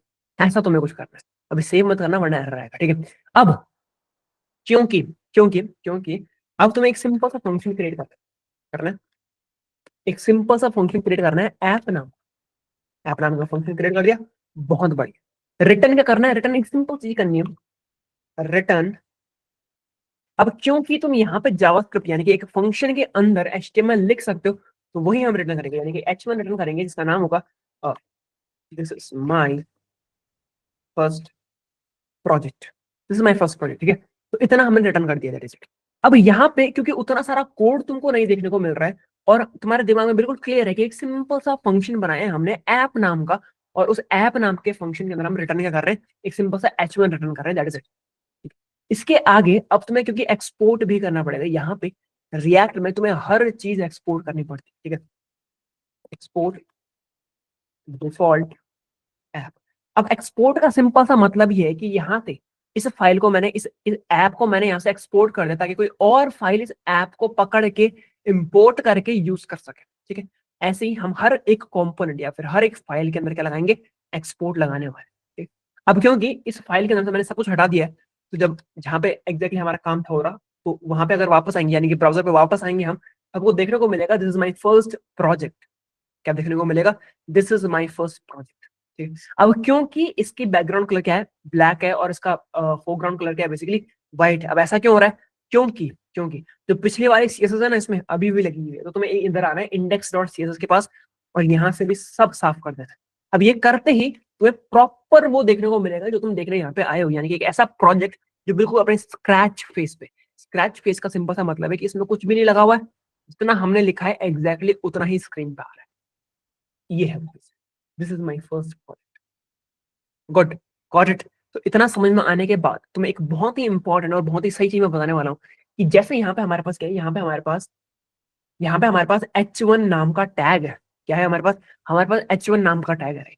ऐसे ही रिएक्ट के अंदर हम खुद के टैग्स क्रिएट कर सकते हैं। यानी कि अगर तुम्हारा मन कर गया लेट्स से कि मैं अपने नाम का टैग क्रिएट करने वाला हूँ, जैसे मेरा नाम लेट्स से विबॉकी है, तो मैं विबॉकी का टैग क्रिएट कर दूंगा, तो वो हम यहाँ पे क्रिएट कर सकते हैं। और किस तरीके से, वो भी बड़ा आसान है, मैं तुम्हें दिखाता हूँ कि बहुत आसान है। ठीक है, हमें सिंपल जाना है एसआरसी के अंदर। एसआरसी के अंदर एक नया फाइल क्रिएट करना है, एक नई फाइल क्रिएट करनी है, जिस फाइल का नाम तुम्हें एग्जैक्टली वही रखना है जो तुम्हारा टैग का नाम होने वाला है। क्या नाम होने वाला है? vblocky.jsx। अब JSX क्या है, किसका एक्सटेंशन है? JSX बेसिकली रिएक्ट का एक्सटेंशन है। ठीक है, तो जैसे तुम HTML की फाइल के आगे लगा देते डॉट HTML लगा देते, CSS में डॉट CSS, JS में तुम डॉट JS लगा देते, ऐसे ही रिएक्ट में तुम्हें क्या लगाना पड़ेगा? Dot JSX। क्लियर? बढ़िया। तो विबॉकी डॉट JSX नाम की फाइल मैंने बना दी, एंटर मारी, एंड हमारे पास यहाँ पे खुल गई। अब इसके अंदर क्योंकि मेरे को एक टैग क्रिएट करना है, तो एक सिंपल सा फंक्शन क्रिएट करना पड़ेगा। और इसी फंक्शन को बेसिकली हम क्या बोलते हैं? इसी फंक्शन को हम बोलते हैं टैग। इसी फंक्शन को हम टैग बोलते हैं। ठीक है, तो फंक्शन हमारे पास इधर आ गया, मैं लिखूंगा विबॉकी, एंड जो हमने ऐप डॉट जेएस का करा था वही हम यहाँ पे करने वाले हैं। सिंपल सा क्या करेंगे, रिटर्न क्या करेंगे, H1 के अंदर मैं रिटर्न करूंगा दिस इज विबॉकी टैग। क्या करूंगा? दिस इज विबॉकी टैग। इतना करा मैंने, एंड इसके बाद मैं करूंगा, इसको करूंगा एक्सपोर्ट कर दूंगा। मैंने कहा एक्सपोर्ट डिफॉल्ट विबॉकी। बड़ा सिंपल है, कुछ नहीं करा मैंने, एक सिंपल सा फंक्शन क्रिएट करा है, उसके अंदर क्या रिटर्न करा है? रिटर्न करने का मतलब वापस देना। रिटर्न क्या करा है मैंने? बेसिकली H1 के अंदर दिस इज विबॉकी टैग रिटर्न करा है, दैट इज इट। अब ये रिटर्न करने के बाद मैंने करा है पूरे के पूरे टैग को ही एक्सपोर्ट कर दिया, ताकि कोई और फाइल इसे इंपोर्ट करके टैग की तरह यूज कर सके। ठीक है, मैं कर रहा हूँ सेव कर देता हूँ ये, सेव कर दिया मैंने। अब वापस हम ऐप डॉट जेएसएक्स में आएंगे, और इसके अंदर अब मैं उसको इंपोर्ट करूंगा, यानी कि उस एलिमेंट को, उस टैग को मैं को इस फाइल के अंदर लेके आऊंगा। ठीक है, इस तरीके से इंपोर्ट विबॉकी। तो मैं विबॉकी को यहाँ पे लेके आ गया, कर मैं विबॉकी को यहाँ पे लेके आ गया। ठीक है, एंड अब इसको मैं यहाँ पे यूज कर सकता हूँ। ठीक है, एंड मैं इसको आराम से यहाँ पे यूज कर पाऊंगा। जस्ट अ सेकंड, मेरे को थोड़ा सा एडजस्ट करना पड़ेगा इसको। Okay, great.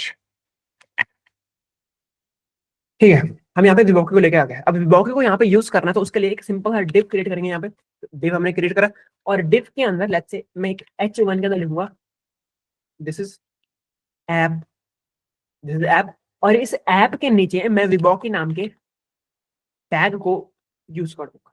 खाली टैग कर रहा है, क्या कर रहा है? सिर्फ खाली टैग मैंने यूज करा है। ठीक है, अब इसको सेव करूंगा तो इस तरीके से दिखेगा। क्या है हमारे पास? एक डिव है, उसके अंदर एक H1 है, जिसके अंदर क्या लिखा है? दिस इज ऐप, और इस ऐप के नीचे क्या है? विबॉकी का टैग, दैट इज इट। विबॉकी टैग जो हमने अभी अभी क्रिएट करा है यहाँ पे, और इस टैग के अंदर क्या लिखा है हमने? H1 के अंदर लिखा है दिस इज विबॉकी टैग, दैट इज इट। इतना लिखा है हमने। ठीक है, अब अगर मैं वापस से अपना ब्राउजर खोलूं तो मेरे को क्या देखने को मिल रहा है? This is app and this is विबॉकी टैग।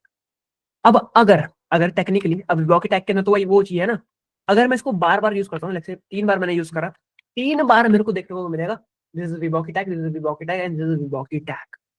Got it? तो टेक्निकली हम रिएक्ट के अंदर सिंपल सा अपना खुद का टैग क्रिएट कर सकते हैं, और उस टैग को जहां मर्जी वहां पे लगा सकते हैं। ठीक है, अब इसका बहुत बड़ा एग्जांपल मैं तुम्हें देता हूँ कि लेट्स से तुमने एक हेडर बनाया। अब हर वेबसाइट में, हर पेज में क्या है? हेडर लगना है, राइट? अब तुम्हारे पास लेट्स से 100 पेजेस की वेबसाइट है। अब तुम 100 पेजेस में उसी कोड को कॉपी पेस्ट करोगे तो भाई बहुत प्रॉब्लम हो जाएगी, राइट? अब 100 पेजेस में तुमने सेम कोड को कॉपी पेस्ट करके हेडर बना दिया है। अब क्लाइंट ने तुम्हें बोला कि भाई हेडर के अंदर ये हल्की सी चीज चेंज करनी है। अब तुम्हारे पास 100 पेजेस है, तुम 100 पेजेस में चेंज करोगे, फिर जाके तुम्हारा हर पेज में हेडर चेंज होगा। बट यहाँ पे तुम क्या कर सकते हो? एक हेडर नाम का एक टैग बना लिया, और उसको 100 पेज में यूज करा। अब अगर मेरे को लेट्स से मेरे को ना इसको बहुत बार यूज करना था, ऐसा करके मैं करा, मैंने बहुत बार इसको यूज कर लिया। अब लेट्स से क्लाइंट ने मेरे को बोला कि भाई विबॉकी टैग नहीं, विबॉकी टैग्स होना चाहिए, एस होना चाहिए टैग के बाद। अब मैं क्या करूंगा? मैं जितनी बार मैंने यूज करा उतनी बार लिखूंगा? नहीं लिखूंगा ना। मैं करूंगा, इधर जाऊंगा और एस यहाँ पे ऐड कर दूंगा।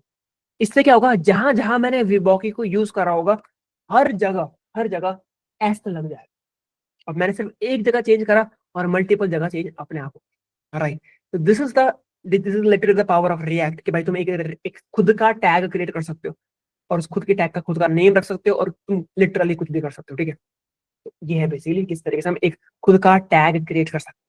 तो मेरे को बताओ कि इसमें कोई प्रॉब्लम, किसी को कोई क्वेश्चंस वगैरह, या पे कोई बंदा फंस गया है या फिर कुछ और जानना है इसके around. Is there anything that you want to know? Any questions?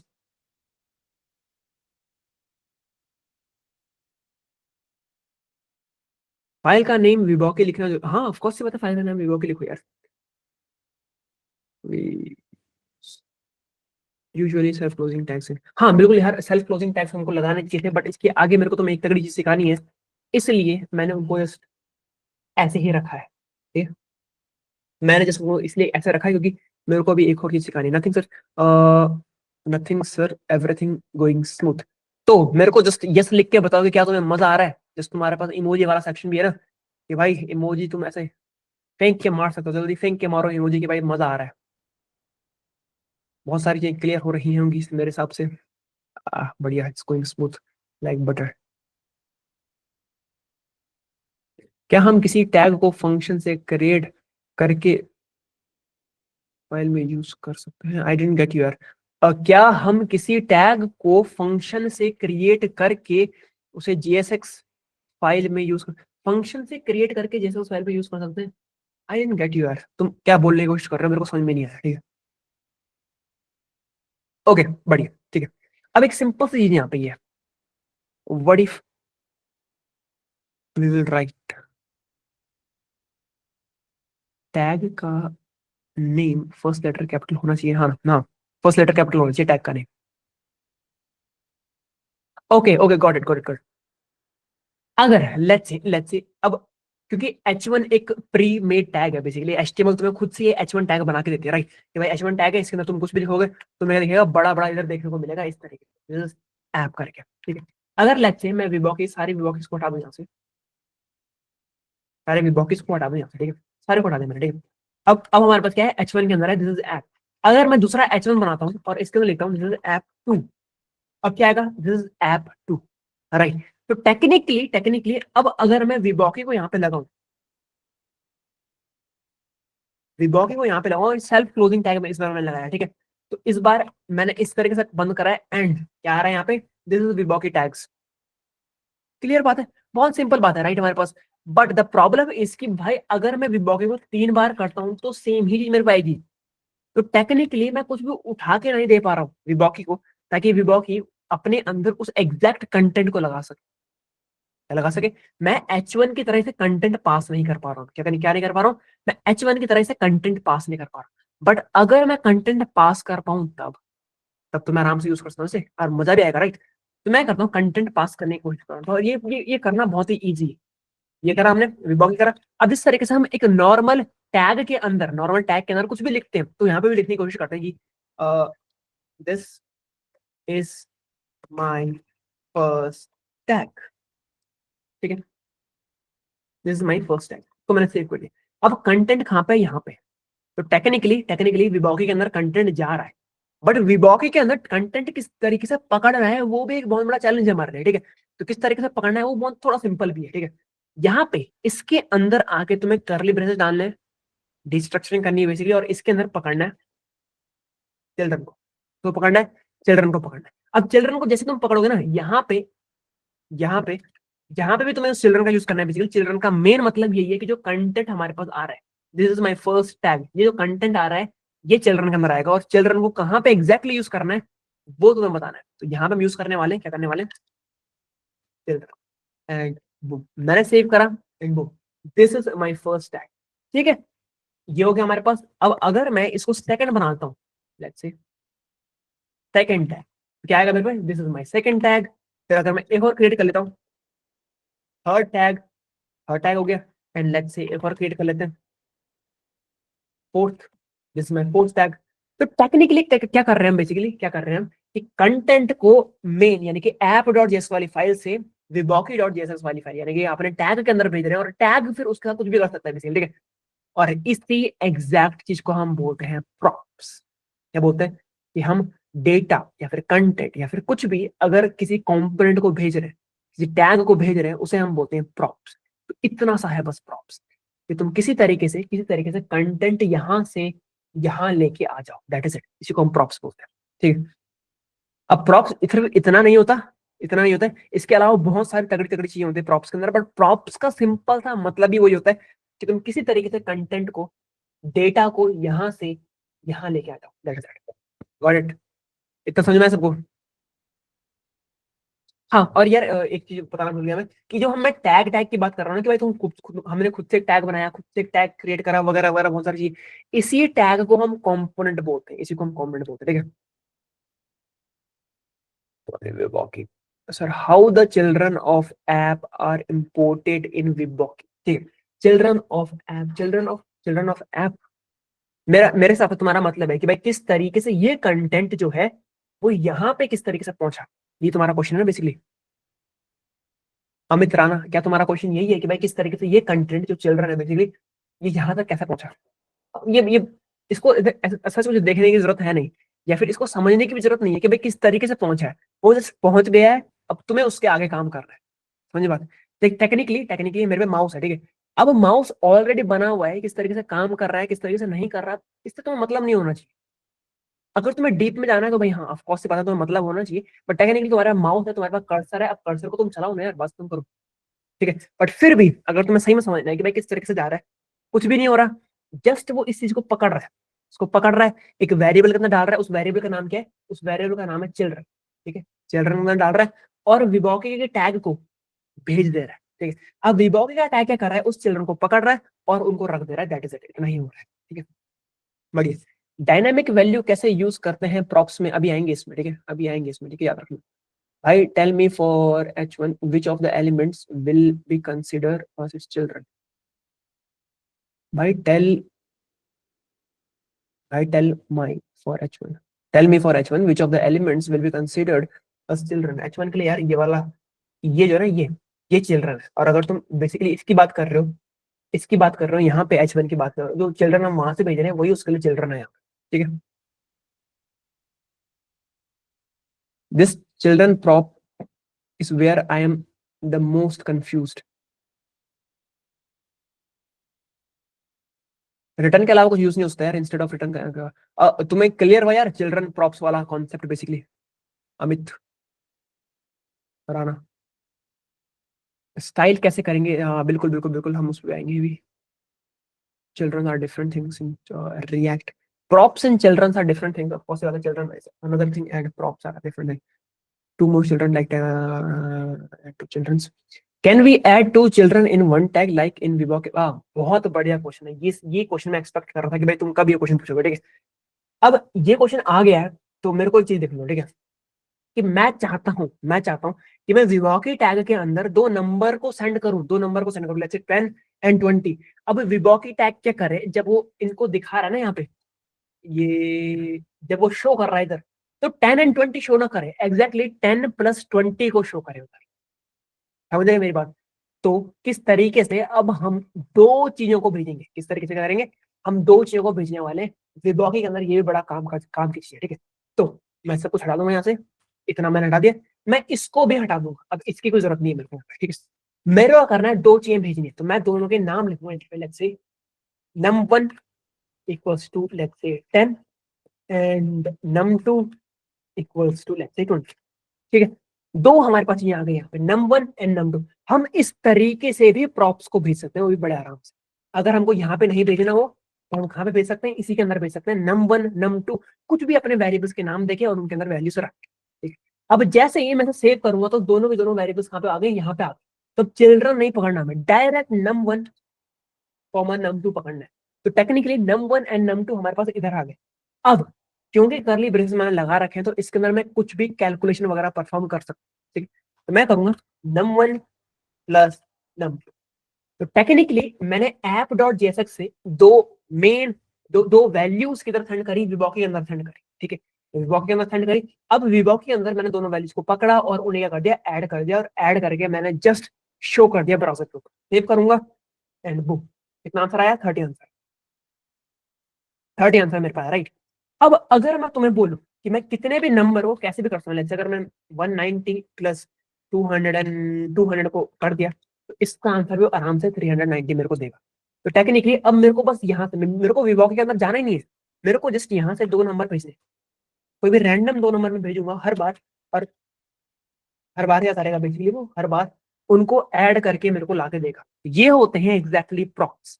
क्या होते हैं, ये होते हैं प्रॉप्स, ठीक है।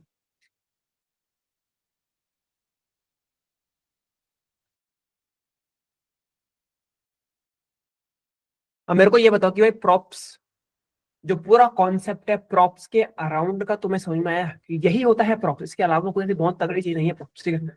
ये एग्जैक्टली होता है। सो can I say from this example, children are the inner estimate content of tag while props are attribute. Yeah, of course, this is the right way of addressing it. In app, which is main part where we can see on browser, ठीक है, it will show all the text in browser which are in component. But now if I check in Viboki component, I see children. So this is where I am not sure how it is showing content in browser. Content in browser. What is the real time example of props? Okay. Uh, we can use we can use more functions in one file or create more files different. अगर तुम्हारा एक file में काम हो रहा है, तुम्हारे जितने भी फीचर्स तुम चाहते हो वो एक फाइल में बन रहा है, तो ऑफ कोर्स सी बात है यार, आराम से, ठीक है। प्रॉप्स भाई, वी हैव बहुत लिमिटेड टाइम, ठीक है, तो प्रॉप्स के ऊपर मैं इससे ज्यादा एक्सप्लेन नहीं कर पाऊंगा। But at the end of this webinar तुम्हें एक तगड़ा सरप्राइज मिलने वाला है, ऑफ कोर्स बात तुम्हें पता है, मिलने वाला है, ठीक है। उसके अंदर प्रॉप्स वाला सेक्शन कवर होगा, तो ऑफ कोर्स सी बात है भाई, जब वहां पे होना ही है तो why just waste time here. Okay, okay, let's move on to next. Yeah great.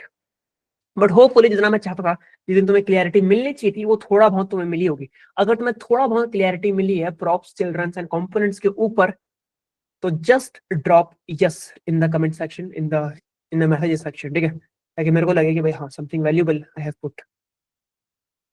Okay, great great great great great. मजा आ रहा है मतलब सर बच्चों को, ठीक है, सारे लोगों को इधर मजा आ रहा है, ठीक है। अब एक बहुत ही तगड़ा क्वेश्चन है कि भाई किस तरीके से हम विबॉकी के अंदर, किस तरीके से हम विबॉकी के अंदर सीएसएस को लगा सकते हैं। ये one of the most simplest thing है करने के लिए, ठीक है। तुम्हें सिंपल सा कुछ नहीं करना, तुम्हें सिंपल सा एसआरसी के अंदर जाना है, एक नई फाइल क्रिएट करनी है, viboki.css, viboki.css करा, एंड अब लेट्स से h1, इस h1 के ना मैं क्लास दूंगा h करके, ठीक है, और इस h को मैं डॉट h करके इधर पकड़ूंगा, and let's say background colour क्या करा मैंने, बैकग्राउंड कलर रेड, हाँ बस इतने करा मैंने, बैकग्राउंड कलर रेड करा इसका, ठीक है। अब मेन थिंग ये है कि भाई किस तरीके से सीएसएस को यहाँ पे लगाना है। बहुत बहुत सिंपल चीज है, हमें सिंपल सा इंपोर्ट करना है। जैसे हमने यहाँ पे क्या करा है, विबॉकी को इंपोर्ट करा, राइट, वैसे हमें विबॉकी के अंदर सीएसएस को इंपोर्ट करना है। वो किस तरीके से, जस्ट इंपोर्ट लिखना है और उसका पाथ, दैट इज इट। अब पाथ का है बेसिकली सेम फोल्डर के अंदर है, एंड विबॉकी dot CSS, that is it. जैसे मैंने ये करा एंड बूम, मेरी सीएसएस लग गई। गॉट इट, ठीक है। What is the difference between class और क्लास, नहीं कोई डिफरेंस नहीं है बेसिकली। हम अगर नॉर्मल एचटीएमएल सीएसएस जावास्क्रिप्ट में बनाते तो वहां पे क्लास लगाते, बट रिएक्ट के अंदर क्योंकि क्लास का ऑलरेडी कुछ मतलब होता है, तो वो कॉन्फ्लिक्ट ना करे, इसके लिए उन्होंने क्लास को क्लास नेम बता दिए, दोनों सेम ही है, ठीक है भाई। You can also explain this part, ये भी बहुत कंफ्यूजिंग होता है डॉट ये सब। That's a great question actually, बहुत बहुत लोग कंफ्यूज होता है इस चीज में। Let me see the time, ये प्रोजेक्ट, ओके, ठीक है, इस चीज को एक्सप्लेन करते हैं। बट मेरे को पहले बताओ कि कौन ये dot dot slash double dot slash में कंफ्यूज होता है। अगर बहुत सारे लोग तुम मुझसे बोलेंगे कि भाई इसको एक्सप्लेन करो, तो मैं एक्सप्लेन करूंगा। तो कितने लोग इसमें इसमें कंफ्यूज होते हैं, dot slash, double dot slash, double dot slash, फिर डबल डॉट स्लैश, फिर double dot slash.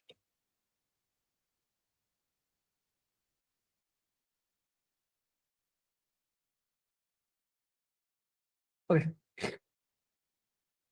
Just in short, मैं आराम से थोड़ा शॉर्ट शॉर्ट में समझाऊंगा, ठीक है, बट होपफुली तुम्हें क्लैरिटी मिल जाएगी भाई एग्जैक्टली क्या होता है।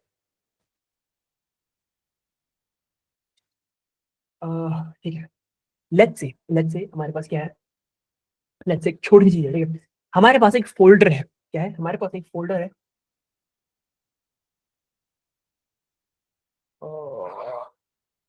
सिंपल सा फोल्डर है हमारे पास, ठीक है, अब सिंपल सा फोल्डर है हमारे पास, इस फोल्डर के अंदर बहुत सारी फाइल्स है हमारे पास, ठीक है, क्या है, बहुत सारी फाइल्स है, let's say ये फाइल है, ये फाइल है, ये फाइल, बट इसके अंदर एक और फोल्डर है हमारे पास, क्या है, एक और फोल्डर है, एंड हमारे पास ये एक और फोल्डर, ठीक है, तो एक फोल्डर ये बाहर वाला फोल्डर हो गया, एक फोल्डर ये हो गया, और एक फोल्डर ये हो गया, ठीक है, लेट्स से इस बाहर वाले फोल्डर का नाम है प्रोजेक्ट, इस अंदर वाले फोल्डर का नाम है प्रोजेक्ट 1, एंड इस सेकंड वाले का नाम है प्रोजेक्ट 2, ठीक है, सिंपल सी है। अब टेक्निकली इसके अंदर भी क्या है, इसके अंदर भी फाइल्स है, और इसके अंदर भी क्या है, फाइल्स है, एग्जैक्टली वही फाइल्स की बात कर रहा हूं मैं जो यहाँ पे रखी, ठीक है, क्लियर बात हो गई। अब अगर लेट्स से इस फाइल के अंदर से तुम्हें इस बाहर वाली फाइल को इंपोर्ट करना है, या फिर इस फाइल के अंदर से तुम्हें डायरेक्टली इसी वाली फाइल को इंपोर्ट करना है, तब dot slash, double dot slash, ऐसा क्या यूज करना चाहिए बेसिकली, वो देखना बड़ा इंपॉर्टेंट, ठीक है। तो अगर तुम इस फाइल के अंदर लिख रहे हो, इस फाइल के अंदर तुम अभी काम कर रहे हो, और इस फाइल के अंदर से तुम्हें इसी फोल्डर के अंदर दूसरी फाइल को एक्सेस करना है, तो वहां पे सिंगल डॉट और स्लैश लगता है, that is it, that is it. अगर तुम सेम फोल्डर के अंदर हो, और सेम ही फोल्डर के अंदर तुम्हारी वो फाइल है जिसे तुम्हें इंपोर्ट करना है, जिसके साथ तुम्हें काम करना है, तो सिंगल डॉट स्लैश लगेगा, दैट इज इट। अगर तुम्हें कौन सी फाइल इंपोर्ट करनी है, ये वाली फाइल तुम्हें इंपोर्ट करनी है क्योंकि वो फोल्डर के बाहर रखी हुई है, तब तुम्हें क्या लगाना पड़ेगा, डबल डॉट स्लैश लगाना पड़ेगा, बस क्या लगाना पड़ेगा, डबल डॉट स्लैश लगाना पड़ेगा। डबल डॉट स्लैश का सिंपल सा मतलब है भाई इस फोल्डर के बाहर एक फाइल पड़ी है उसको लेके आना, डबल डॉट स्लैश। अगर इस बाहर वाले फोल्डर के भी बाहर एक फाइल पड़ी होती है और उसे तुम्हें लाना होता, तब तुम क्या लिखते, double dot slash, double dot slash. अब डबल डॉट स्लैश तुम इस फोल्डर से बाहर निकल गए, उसके बाद एक और डबल डॉट स्लैश है तुम इस फोल्डर के भी बाहर निकल गए, तुम इस फाइल को एक्सेस कर सकते हो, और ये होता है बेसिकली, ठीक है, बड़ा ही सिंपल है। ओके,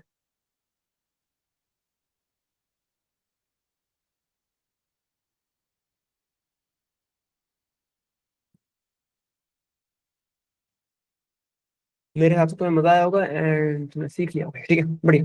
अब एक सिंपल सा प्रोजेक्ट बनाने की बारी है, जस्ट देख लेते हैं किसने भी लिखा है, गॉड भाई बढ़िया, देखिए अब एक सिंपल सा प्रोजेक्ट बनाते हैं किसके ऊपर, रिएक्ट के ऊपर, ठीक है।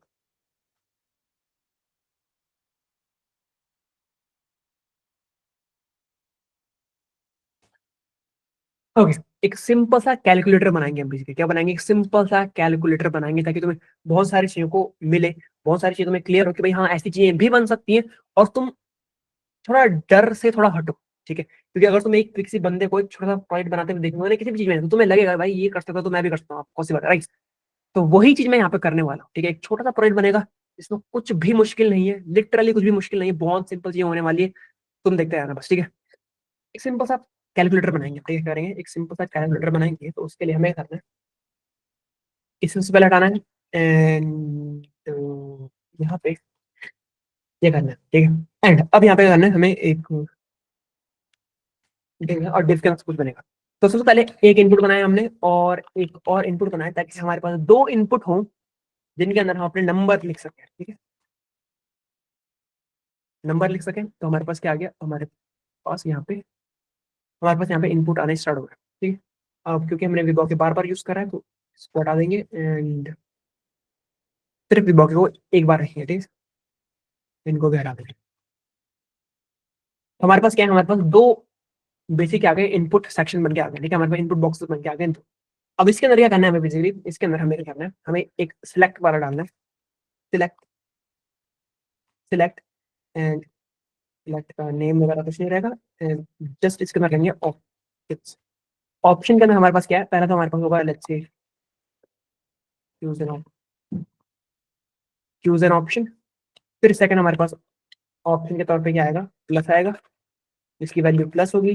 फिर आएगा माइनस, इसकी वैल्यू क्या होगी माइनस, फिर आएगा हमारे पास एक्स, इसकी वैल्यू क्या होगी एक्स होगी, एंड फिर आएगा हमारे पास डिवाइड, वैल्यू क्या होगी डिवाइड होगी। ठीक है, अब लास्ट में हमारे पास क्या आएगा, एक H2 आएगा हमारे पास, जिसके हम एक आंसर रखेंगे। ठीक? तो ये बड़ा सिंपल सा बना है हमारे पास, क्या बना है, एक फर्स्ट नंबर लेने के लिए, सेकंड नंबर लेने के लिए, और फिर एक ऑप्शन चूज करने के लिए, प्लस हो गया, लेट्स से माइनस हो गया, इनटू हो गया, डिवाइड हो गया। ठीक है, अब इस फर्स्ट को भी चूज करना, चूज एन ऑप्शन, इसको बंद कर देते हैं। ठीक है, तो इसे डिसेबल कर देंगे एंड सिलेक्टेड बना देंगे, ताकि डिफॉल्ट में यही सिलेक्टेड हो और डिसेबल्ड भी हो। ठीक है, तो इसको हम सिलेक्ट नहीं कर सकते, बाकी किसी को भी हम सिलेक्ट कर सकते हैं। ठीक है, इसको सिलेक्ट कर सकते हैं, बट इसको वापस सिलेक्ट नहीं कर सकते। तो अब हमारे पास क्या है, दो इनपुट सेक्शंस है, इन इनपुट सेक्शंस को हमको आईडीज देनी पड़ेगी। अब आईडीज यहाँ पे डायरेक्ट आईडीज नहीं दे सकते, हमें कर सकते हैं, यहाँ पे डायरेक्ट आईडीज नहीं दे सकते, हमें हमें करना पड़ेगा, बेसिकली हमें रेफरेंस क्रिएट करने पड़ेंगे। इसके लिए हम यूज रेफ को लिखें। अब यूज रेफ का सिंपल सा मतलब है कि हमें इन्हें एक आईडीज देनी है। ठीक है, वो आईडी क्रिएट कर लेते हैं पहले, तो let's say const input1 equals to use ref input2 आएगा हमारे पास, input2, फिर हमारे पास ऑप्शन के लिए एक आईडी आएगी, फिर हमारे पास क्या आएगा आंसर के लिए एक आईडी। तो हमारे पास सारी सारी चीजें बन गई। ठीक, अब हमें क्या रखना है, इनको इधर रख देना है, यानी कि इसका रेफरेंस क्या है, इसका रेफरेंस है input1, सेकेंड वाले का रेफरेंस क्या है, रेफरेंस इक्वल्स टू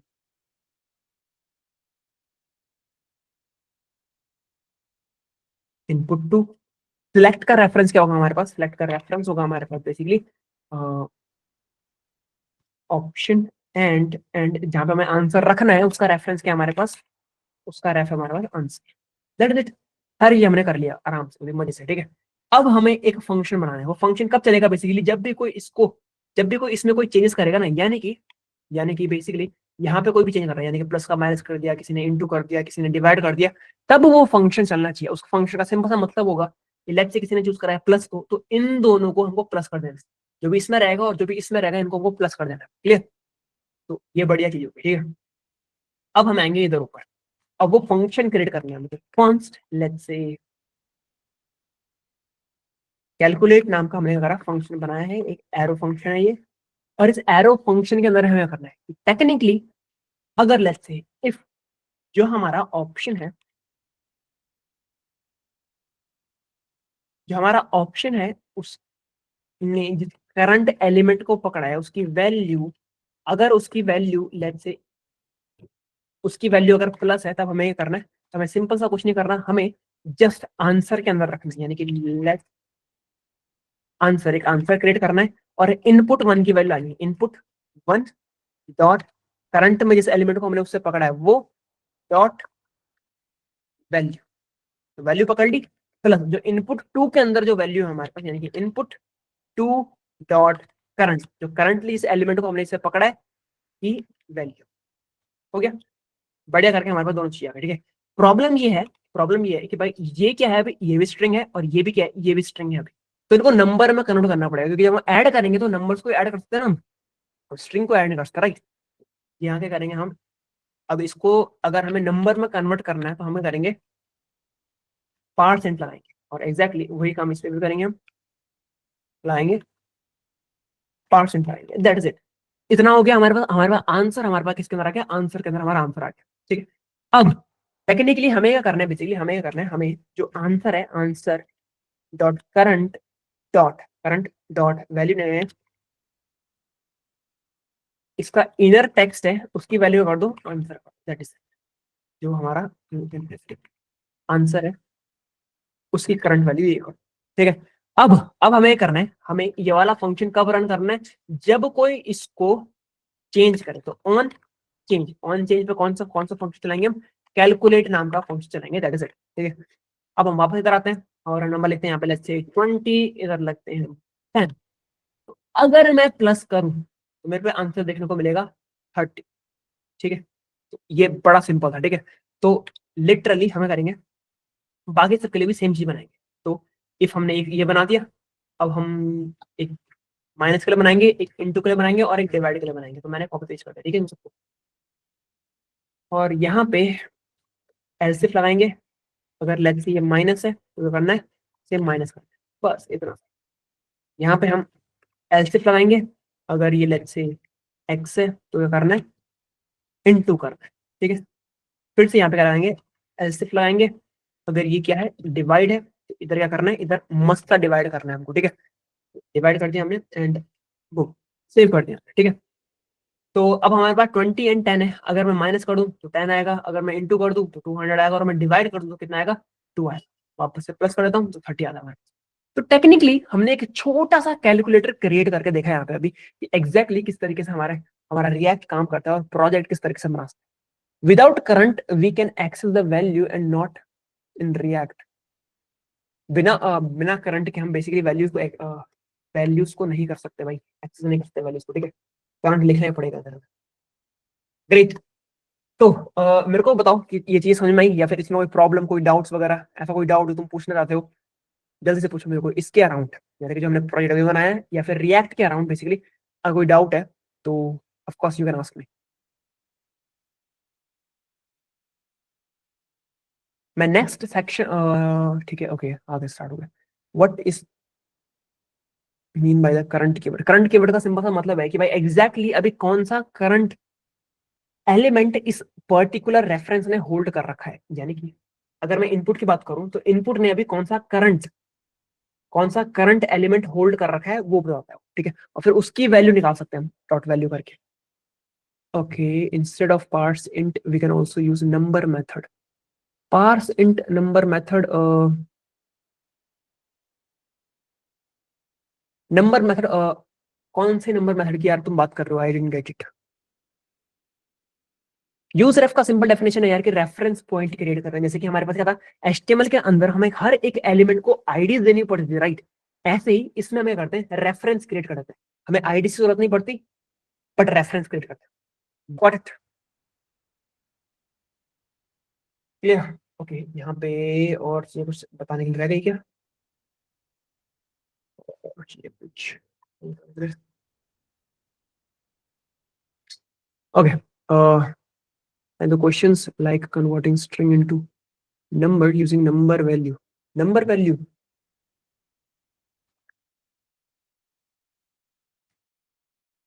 इसकी बात कर रहे हो तुम अभी,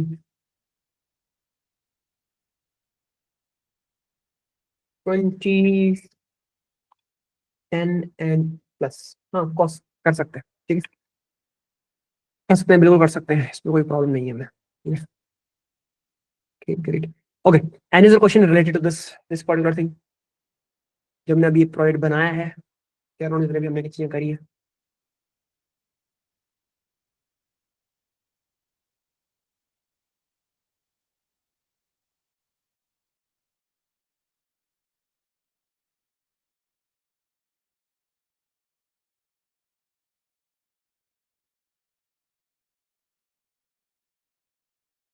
एनी ओके, इस यूज रेफ फॉर ओनली, नहीं हर अनकंट्रोलेबल कंपोनेंट्स नहीं, हर कंपोनेंट के अंदर रखते हैं या dot current is very important यार। अब मेरे हिसाब से तो ना इस लिटरली लाइक कि भाई तुम यूज रेफ का हल्का सा मतलब या फिर एक हल्का सा तुम्हारे दिमाग में आ गया, यूज रेफ एग्जैक्टली किसी चीज के लिए यूज होता है, राइट। अगर तुम आगे यूज रेफ का कभी यूज करोगे तो it will be very helpful you for you, कि भाई तुमने एक प्रोजेक्ट क्रिएट करा हुआ देखा है बेसिकली कि भाई किस तरीके से यूज रेफ के अराउंड एक प्रोजेक्ट क्रिएट होता है, क्या वो काम करता है। तो तुम्हारे लिए बड़ा इजी हो जाएगा आगे जाके यूज रेफ समझना, जब तुम यूज रेफ पढ़ोगे आगे जाके, राइट। वेरी हेल्पफुल यार। और टेक्निकली ना देखो अभी अभी तो ये है कि भाई अभी वेबिनार चल रहा है, आई कैन गिव लिटरली जितने क्वेश्चंस आ रहे हैं मैं उनका रिप्लाई कर रहा हूँ, राइट।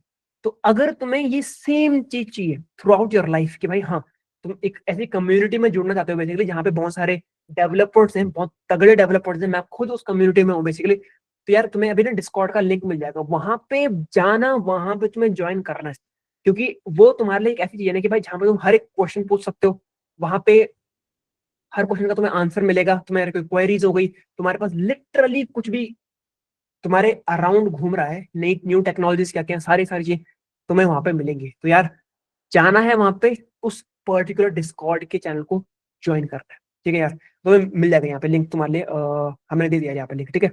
डिस्कॉर्ड का लिंक तुम्हें मिल गया है, कम्युनिटी का लिंक तुम्हें मिल गया, you will join it, we will have fun there.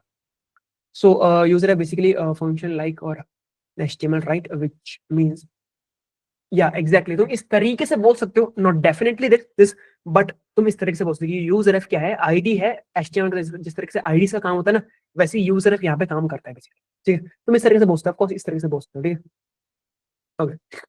तो अब मेरे को एक ही पूछनी है सबसे, ठीक है, कि कितनों को ये लगा कि भाई ये जो 2 घंटे हैं बेसिकली हमारे पास, या फिर 2 घंटे जो थे, जो हो चुका है, लिटरली हो चुका है, वो बहुत कम थे जिस लेवल का हम पढ़ रहे थे उस लेवल से समझाने के लिए, या फिर बहुत मजा आ रही थी, बट 2 घंटे बहुत कम है बेसिकली सारी चीजों को कवर करने के लिए। हमको टाइम चाहिए 2 घंटे से ज्यादा, ताकि हम बहुत सारी चीजों को कवर कर सके। कितनों को ये लग रहा था, पहले मेरे को ये बताओ, कि 2 घंटे काफी कम थे सारी चीजों को समझाने के लिए? Okay great. तुम्हें लिटरली लगता है कि भाई हाँ 2 घंटे कम है, मजा आ रहा है पर टाइम कम, या बिल्कुल यार मजा तो बहुत आ रहा है बट टाइम हमारे पास बहुत कम है, टाइम हमारे पास बहुत कम है।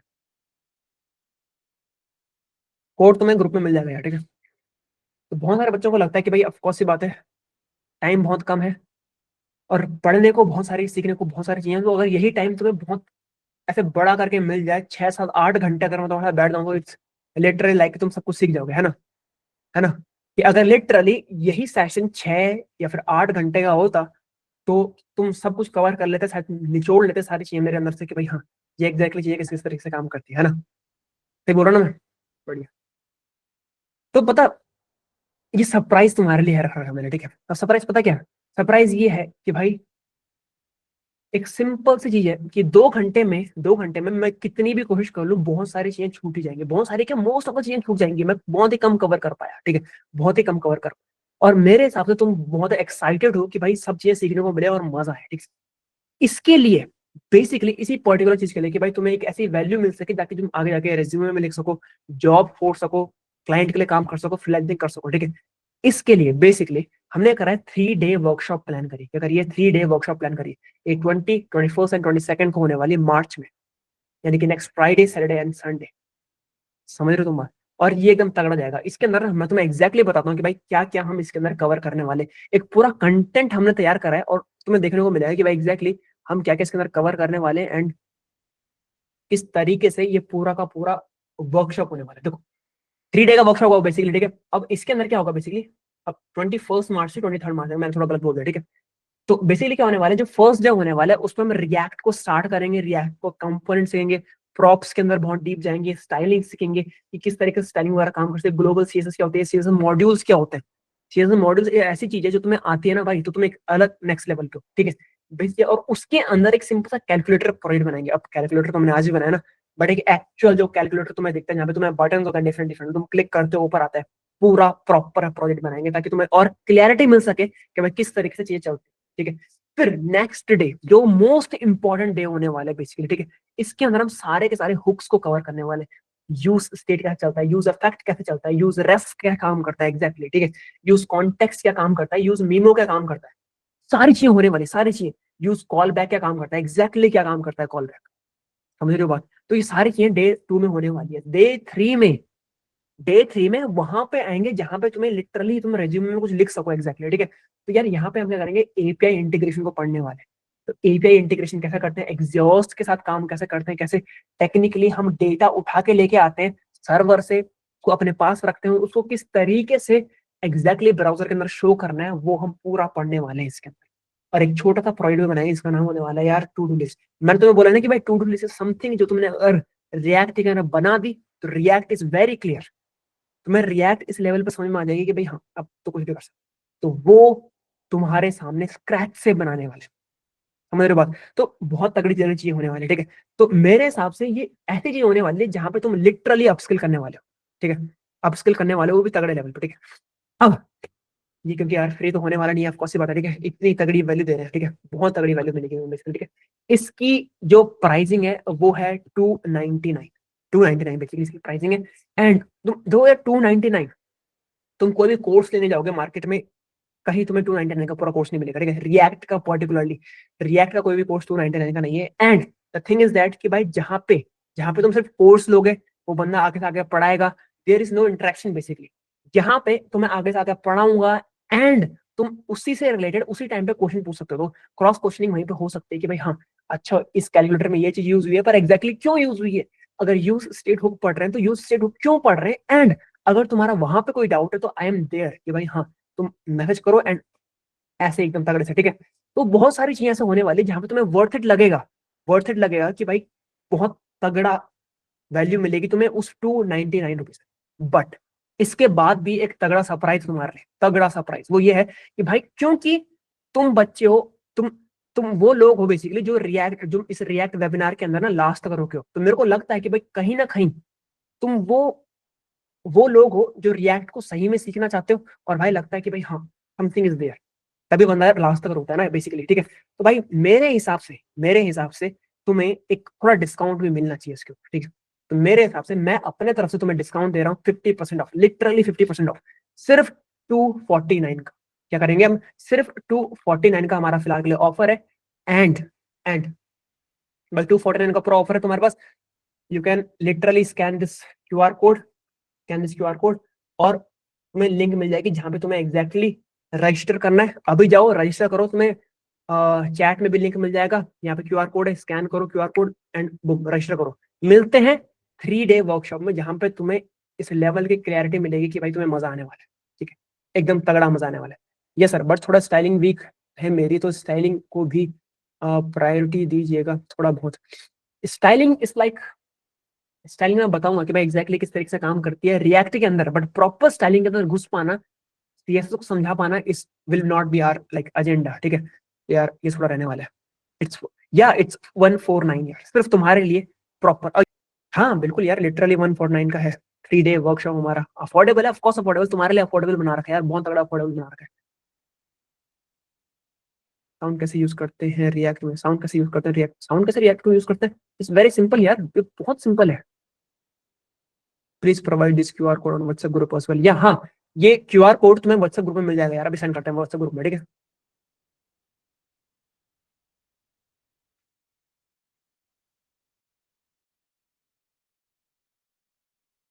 ओके ओके, लेकिन बता दो सर क्या सब पढ़ के आऊं इसमें घुसने के लिए, क्योंकि हाँ देखो यार इसमें घुसने के लिए ना तुम्हें थोड़ी बहुत चीजें पता होनी चाहिए, यानी कि थोड़ा सा जावास्क्रिप्ट का रिवीजन करना, वरना मैं तुम्हें प्रॉपर बेसिक रिएक्ट से लेके जाऊंगा, ठीक है। तो ऐसी कोई बात नहीं है कि भाई अगर तुम्हें ये पर्टिकुलर चीजें नहीं आती तो तुम नहीं कर सकते, बिल्कुल कर सकते हो। अगर तुमने यहाँ तक तुम रुक गए हो तो ऑफकोर्स सी बात है, तुम भाई आराम से उस 3 डे वर्कशॉप में तुम तगड़ी वैल्यू लेके जाओगे, अगर तुम यहाँ पे तक रुक गए। और तुम्हें आज के उसमें मजा आया तो उसमें तो भाई तगड़ा फोड़ने वाले, ठीक है। How let me explain please, done with payment what do next. Okay, done with payment what do next. भाई अगर तुमने पेमेंट कर लिया तो तुम्हें ऑफकोर्स बात है, हम एक बार ऑथेंटिकेट करके बेसिक तुम्हें करेंगे, एक ग्रुप का लिंक देंगे, वहां पे तुम्हें ज्वाइन कराएंगे, ठीक है, कोई प्रॉब्लम नहीं है। उसके बाद हमारी जिम्मेदारी है कि तुम्हें किस तरीके से ग्रुप तक लेके आना है और किस तरीके से तुम्हें 3 डे वर्कशॉप का बेसिकली लिंक मिलेगा वहां पे, ठीक है। Sir in the next course please teach us the installation of Vite. Okay okay great, okay बिल्कुल।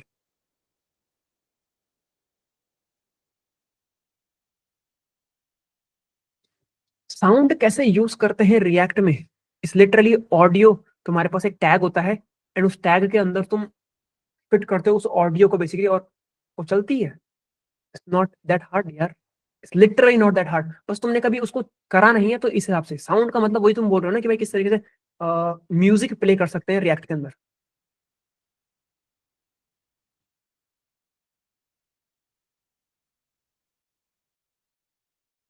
No certificate we will provide, we won't be providing any certificates, ठीक है यार।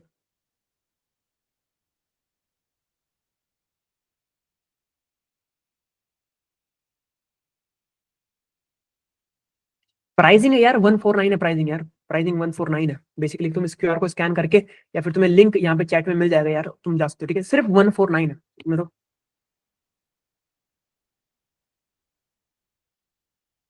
Yeah, of course, 149 is very affordable. Yeah, everyone can pay.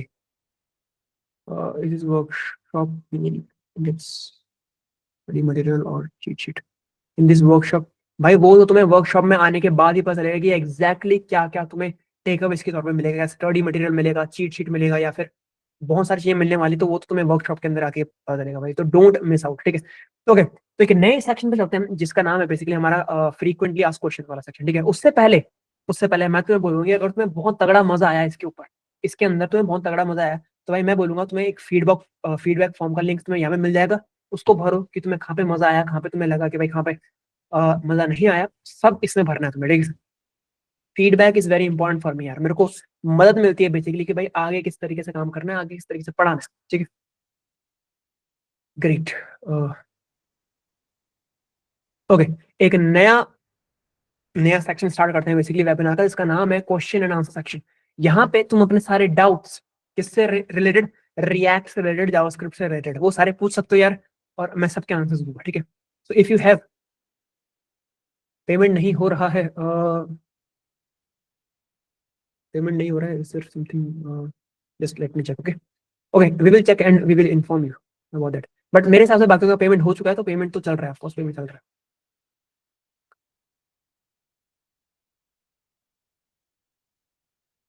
Is there any questions related to React, JavaScript altogether? Anything?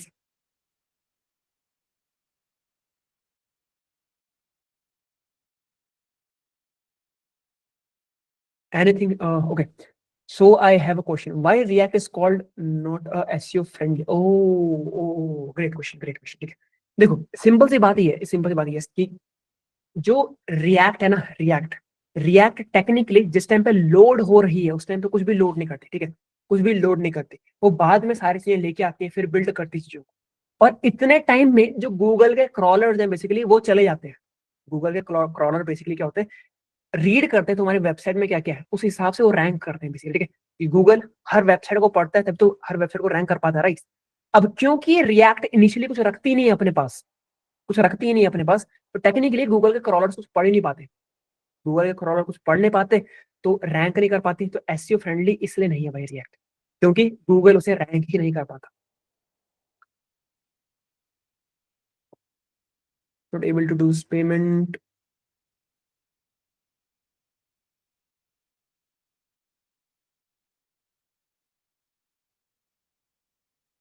some of the students are not able to do the payment.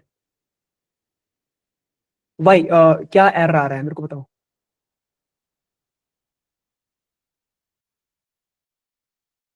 Timing change it's not possible, there are many people जो जिन्होंने इस particular workshop के लिए register कराया, timing can not be change. Okay, payment is done. Okay, तो कुछ लोगों की पेमेंट हो रही है, I don't know, declared by receiver's bank server, I don't no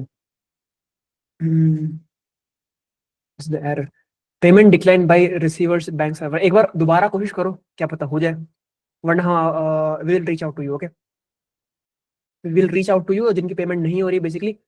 O done sir, okay great, done हो गई, ठीक है। सर ऑफ कोर्स यार, वेबिनार चलते रहेंगे हमारे, वेबिनार चलते रहेंगे, वर्कशॉप चलते रहेंगे, don't worry about that. Done भाई, okay great. Okay, so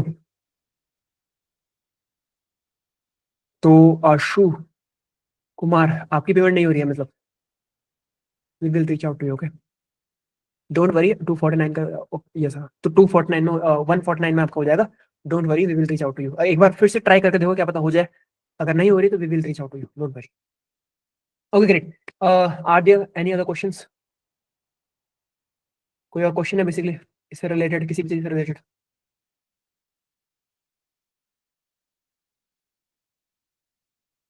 okay, कोई कोई प्रॉब्लम नहीं है, मैं फिर रिलेटेड मैं आपसे कांटेक्ट करूंगा, डोंट वरी, ठीक है।